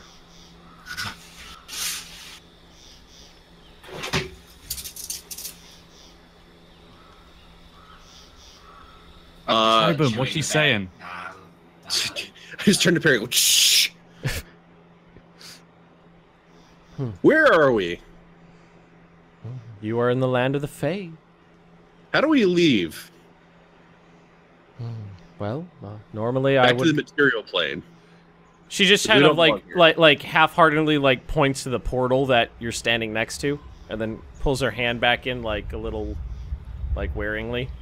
So hypothetically, if this portal didn't work anymore, is there another way out of here? You see, let me grab my notes here. Another page. Or do you know anybody that can help us? You can head towards the elven city of Jalalathel. They might be able to assist you there. My powers are not strong enough. I need elvish medicine! I need elvish medicine! He needs elvish medicine.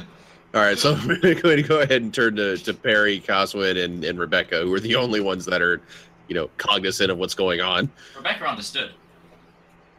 Oh, Rebecca didn't understand. Yeah. And he's like, yeah, so we could go to this place to maybe get out of here and get help for, you know, art locks.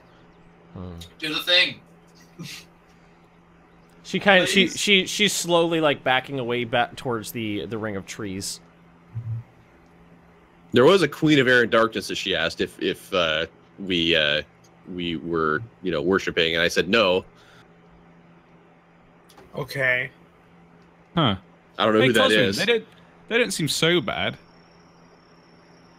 When you speak Perry, she kind of like cocks her head and she just walks up to you and like she takes her hand and just puts it like very lightly on your on your cheek and holds it there for a second, then just shakes her head and what's she doing? She just shakes her head and takes her hand away and walks back towards the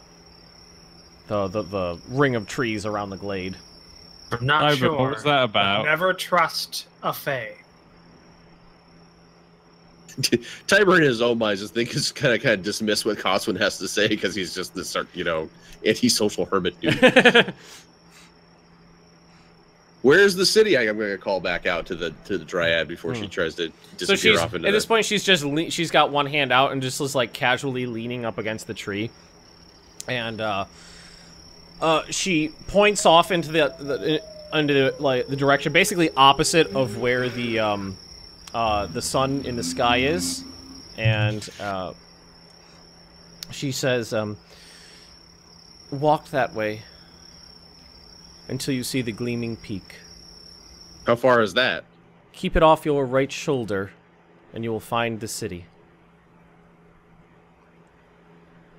With that way, guys. With that, like, with no effort, she just falls into the tree and disappears.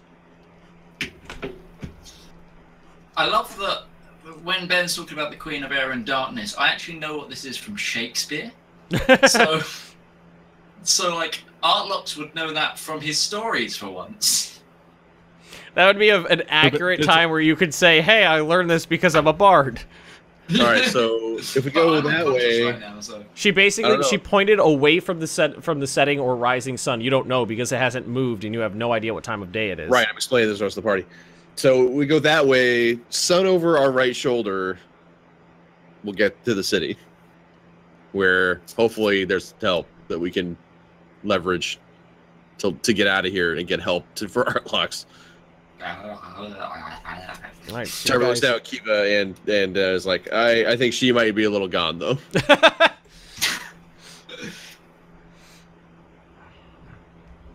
So what's the plan?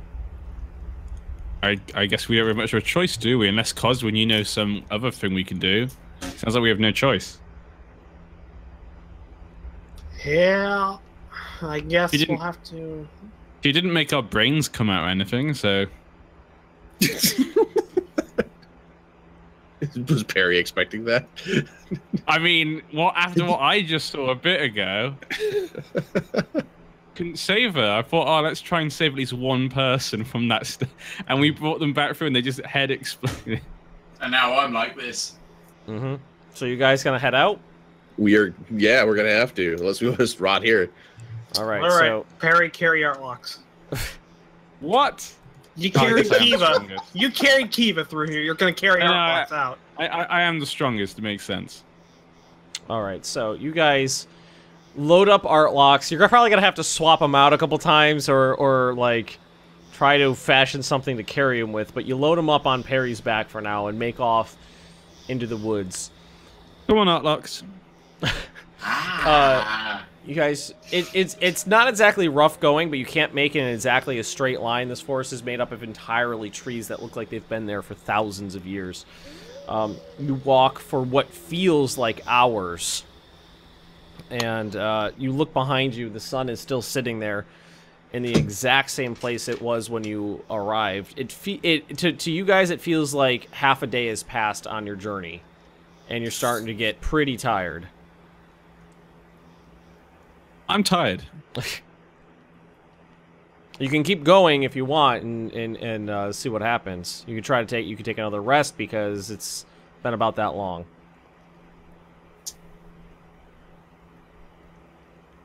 I'd rather not sleep another Night in the Fae. twilight in the Fae. Okay, so you guys. I agree. I agree with Cosrin. Everybody's gonna have 1 point of exhaustion. You lost the other point you had because you took a long rest, but now you have another point of exhaustion.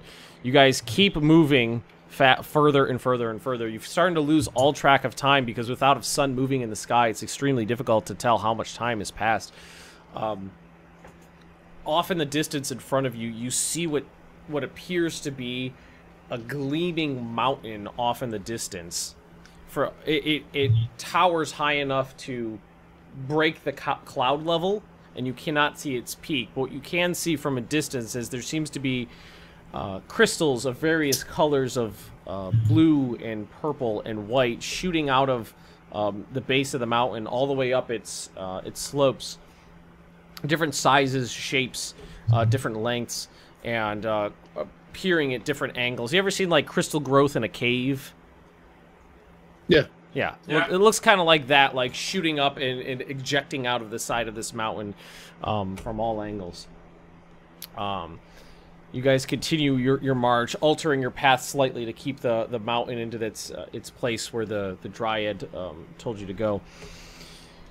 You guys continue on to the point where utter exhaustion is overtaking your bodies. You can take another point of exhaustion, or you can sleep. I want to sleep. This place ain't so bad. I'm carrying this guy on my back. It's getting a bit. I'm going to say for this journey, you're kind of swapping them out every once in a while. Nah, I'm just carrying him the whole way. Okay. All right, Perry is we can- especially tired. We can sleep. Okay, so you guys bed down for the night. You don't light a campfire. You have your rations cold that you brought with you. Again, it's very hard. It's very difficult to tell if you've had like how long you were asleep with no point of reference. But you get up when feels natural and continue on your journey. At this point, it feels like it's been like you've been walking for 2 days, and the mountain is growing larger and larger in the background of your vision. You can feel it getting closer as you're walking through the trees. Every once in a while, you get a glimpse of it through the canopy, and you get up to the point where you see what looks like the trees go from this just a forest of disorganized chaos to a point where every tree has been planted in a row so that it forms a solid wall of dense bark in front of you, just stretching off into the either side.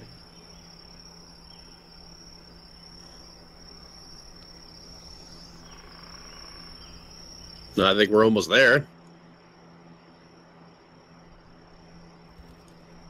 I'm gonna knock on it. like a door. Like literally knock on wood? Yeah. Okay, so Tyburn goes up to the tree and inspects it for a second. He just raps on it with his knuckles. And So no. What happens is you hear this little and there's an arrow sticking into the ground right next to your foot, Tyburn. All right, I'm gonna go ahead and speak in Elvish and go, "We mean you no harm." Okay, you call up, and you could hear the sound echo like up the sides of the tree that form this solid wall in front of you, and what you see is a couple elven heads poke out of the canopy, and then disappear for a second.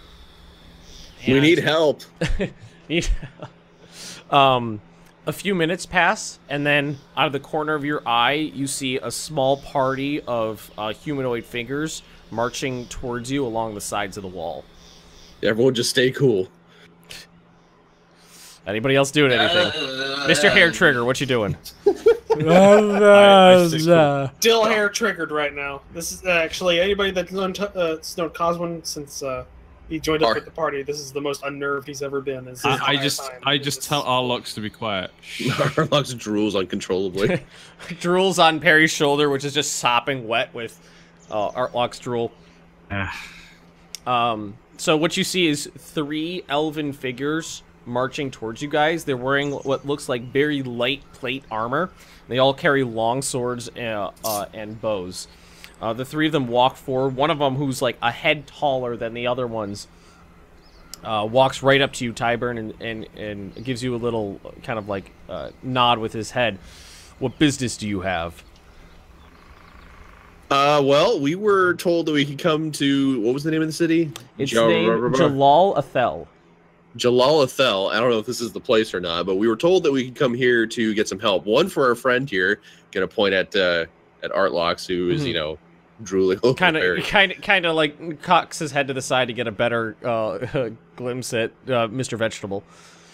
And then, you know, explain that, like, hey, you know, we're not from this plane. We're from the material plane. We want to get back to that material plane from here, and we may be able to get help at the city. He looks you up and down and goes, "This is a place of Fey. You have no business here." That's why. That's why we want to leave. We have like no to leave. You could be on your way now. That's the part where the city comes in. Like, you got that part of the story, right? I did.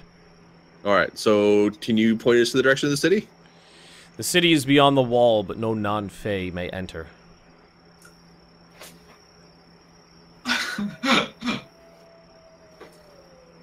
Hypothetically, if a non-Fey did enter, what would happen? Kind of looks at you and goes, "That would be against the law, and you would be summarily punished." And what's that punishment? You're welcome to find out on your own. But I don't want to find out on my own like that way. You can just tell me, and you know. Rebecca's gonna cut in here and say that we need our friend needs healing. Okay. Needs elvish medicine. Being a warlock, would she know what the creature that we first spoke to was? Yeah, probably. Yeah. So what was it? It was a dryad. It was dryad. Yeah. The dryad we met earlier at the destroyed portal said that the city could help. One of the other elven males walks up, kind of like long, light blonde hair, removes his helmet, and he walks up to you, Artlox, and kind of inspects you for a second, Rebecca. And goes back to what looks like the captain, and whispers to him for a second, and goes, "All right, you guys may enter." Bless you, sir. Suddenly rescind their invitation due to Perry sneezing. We have healers who may be able to help your friend of Fey ancestry. Mind you, you will be watched carefully. That's fair. We are strangers turn their backs in a on strange you land. And start walking away from you along the wall. Let's follow him. Okay. So you guys start quickly, like Perry just half Artlocks up onto his shoulder, and you guys walk along the wall for a few minutes till you get to a point where some of the trees are planted further apart from each other, and there's areas where you can enter in between them. As you guys walk through, you can see that the trees are feet thick, even at their narrowest point. They're extremely old and have been very deliberately planted there, but on the far side of them there seems to be an entire city that is built on and around the crests of several hills. It's very... There's this kind of light green ethereal light coming from innumerable light sources in front of you, and you can see an entire city of elves arrayed. What seems to be endless. You can see on both sides, off into the distance, the wall just seems to curve around, and they seem to have planted an entire living shield around their city. They lead you up through some very wide, not paved, but well-traveled dirt-packed roads to what seems to be the base of one of these hills, where part of it has given away to form a cliff, and there's an entire... it looks like you've ever seen in, like, Egypt, where there's, buildings carved into the face of a cliff. Mm-hmm. Yeah. It looks a lot like that. And every RimWorld colony ever. Yeah, there you go. Every RimWorld colony that's ever existed, or dwarf fortress. It looks like that. After a few minutes of walking, you guys make it to this place, and the original gentleman who's introduced himself as Gendon he addresses you, typing, goes, "Wait here. We will retrieve the healers." Everyone take 5. You put Artlox's body down on what looks like the rim of like a reflection pool or something like that. That's right up against the base of the cliff.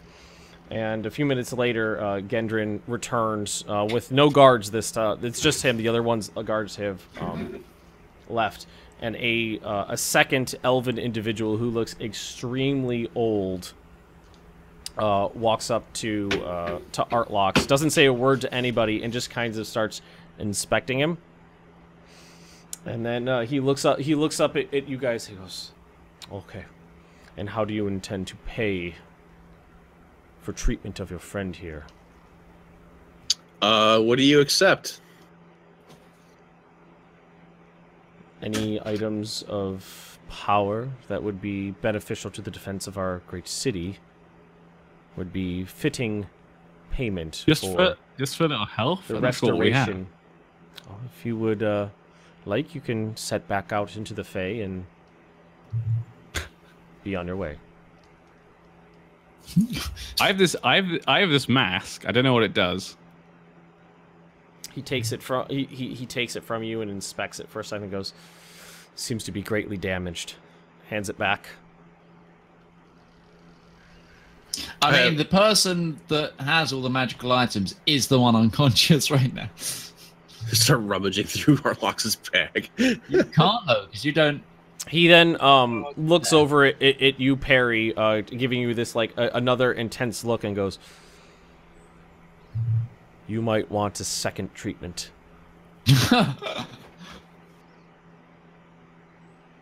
Wait, him and Perry can't talk to each other, though, can they? He said this in Elven, so only you and Rebecca can understand it. Tybin, he looked right at me. What was he talking about? Is he asking me something? We'll talk about that later. You're really not going to tell me that? Okay. No, that's what Tybin said. Like, you see him, he makes a little gesture, and a couple people with a stretcher walk out. Elves with a stretcher walk out. They come right up to Artlox and load him onto it, and then start taking him into the temple. Now, I'm going to ask the guy if my armor would do. He looks it up and down and goes, "We have little need for armor of such unimportant quality." What? Well, I'm wearing the leather stuff. He doesn't know. What's he doesn't know what it does. What's he asking for, Tybern? He wants something of power in order for us to be able to heal Artlocks. He's asked for payment. Cosman takes out a glass potion bottle. Mm-hmm. What is it? A potion of hill giant strength. Okay. He grabs it and looks at it and thinks for a second and goes, "This will do for one." Well, all we need is one. He looks back at Parody and goes, well, "That's entirely up to you." Okay, what's wrong with him? I'm actually going to point at Perry. Speaking in I'm glad you asked that. I've been waiting for you to ask that for ages. Obviously, Perry's not going to understand the answer. Because I think it's already the third time now. I've had 3 separate conversations with you Faye, and he keeps saying there's something wrong with Perry, with my friend here. What's wrong with him? He clears his throat and he goes, "Suffers from the chaos phase. She's not long for this world." What does that mean? What is the chaos phase? I forgot about that. What is the chaos phase? The transformation is already underway. Soon he will become a beast of great power. He's turning into a blue slod. Wait, what? Perry, what have you done? What's wrong with you? It was in the slod fight, wasn't it? The chaos phase. Now you take a second look at Perry, and he seems pink. Like he's got like parts of him have like around the edges, like he's taken a bad sunburn in some areas. Cosman sighs again, as seeing that there's an argument. How about these two as well? And Cosman produces 2 potions of water breathing. He takes the potion and takes the other potion. Very well, it is done. He looks at Perry. He goes, "Fix everyone." He goes, "You'll want to continue inside with the rest." Perry, you need to go with them. What? You better be worth it, Artlocks. I've been saving that hill giant strength potion for God knows how long. Wait. Why am I going? What's going on? So the guy is telling me that. Do we know this person's name? Did he say what his name was? I don't think he did he? His name's Lucan. All right, so Lucan here is telling me that you're suffering from chaos phage. Yes, chaos phage. What? And you need to go get treated. Yes. Okay, I'm going. All right, so you follow the stretcher bearers and Artlocks inside, and the interior of the structure is beautiful. It seems to be everything seems to be carved directly out of the stone rather than carved out of pieces and put where it is. So it was very well thought out. They take Artlocks off to his separate little chamber, and a couple people gather around him and start conjuring a spell. For the sake of mechanics, they're casting Greater Restoration on you, Artlocks. Okay. Let's see. One of them lays its hand down on your chest, and for the first time in a long time, you start to like regain your own like cognitive abilities. Another one comes in and starts sprinkling this like fine powder over your body, and just you feel immensely better. You just kind of sit up really quickly. Spaghetti monster. And scream "spaghetti monster" at the 4 people performing the ritual. Perry, you sit down in the room as well, and another one comes up to you, and he takes another handful of that dust and just kind of sprinkles it over you, takes his hand and lays it on your head. And in a moment, you can feel like you didn't realize it before. Like, have you ever had like a toothache and then you didn't realize how bad it was until you took some pain reliever and it went away? It's like that kind of sensation where you didn't realize you were sick until you felt better. And you kind of, you know, the pink starts to recede away from the edges of around your neck and like in your arms and stuff like that. And you feel a good deal better than you were before. I like that. I was the sick one, but I was carrying out. Yeah. No wonder you felt so heavy. I look around at the elves and I say thank you in Elvish. Wordlessly, the 4 who were performing the ritual on you, they just kind of bow a little bit and they exit the room, leaving you and Perry there. I say thank you to Coswin for the potions he gave. Coswin's not in the room, is he? Yeah, it's just the 2 of you. The rest of the party was left outside. I'm just going to turn to Perry like, what happened? Just take a rest. I feel like I've just rested like for 3 days. Just put a finger on it. Just Perry should just put a finger on Arlox's lips. Well, where are we? Apparently this is like a Fey city or something. Mm-hmm. I'm not completely sure. I've just been following Tyburn. Whoa! Don't make me the a Fey city where? Yeah, but Tyburn, you guys were like making your way inside the temple, and you heard Perry go, "I was just following Tyburn coming out of one room." You stick your head in. Whoa! A Fey city where? Well, apparently in like the Fey realm. Okay. What do we know? That woman's brain came out her head. I mean, you saw that. I vaguely remember that. Yeah. Other than that, we've just been traveling and to get you better, and apparently me better, which I never knew. Okay. Yeah, you actually failed 2 Constitution saving throws when you got hit with the slod the last week. Because I do remember that, but like when you said I got the chaos thing, I don't know what that means. It's just the name of the disease that they impart on you. Yeah, basically it's a disease that can actually only be healed by like a level 9 spell. So last week when it happened, I didn't get because the only thing I knew that slots could do was like impregnate you. I didn't know they could do anything else. And when you said a chaos thing, I just thought that was like some sort of minus thing in combat or something for that period of time or something. No, I think he realized it was something similar. I think he's saying it's the same thing. It's just they call it something else here. Yeah. With the slod, when the red ones implant eggs in you, and then it basically does a xenomorph. It grows inside of you, and then bursts out of your chest, and then that grows into a blue slod. The blue slod, when they scratch you, they infect you with a disease that turns you into a red slod. Yeah. That's or I had no idea. Or a green slod, depending on your... That's why when you said when the Fae said I was ill, the first thing I was thinking was the slod. Mm-hmm. Huh. I didn't get attacked by that slod, but I didn't get impregnated. The only thing I remember was the chaos room. I thought, I'm sure they would have told me if that was something serious. But no one told me.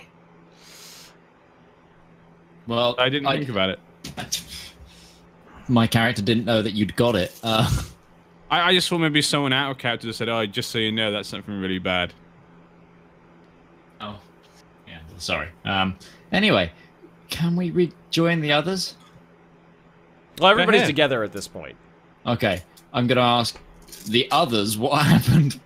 Like, where are we? Do we have any more information than that? Than what Parry gave me.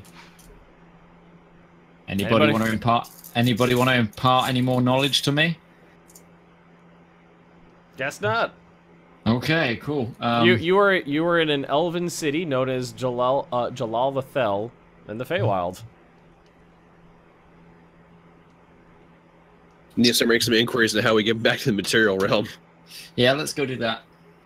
All right, so you guys kind of wander around the temple a little aimlessly for a moment, and you just flag down a random elf. And was there anything specific you wanted to ask them?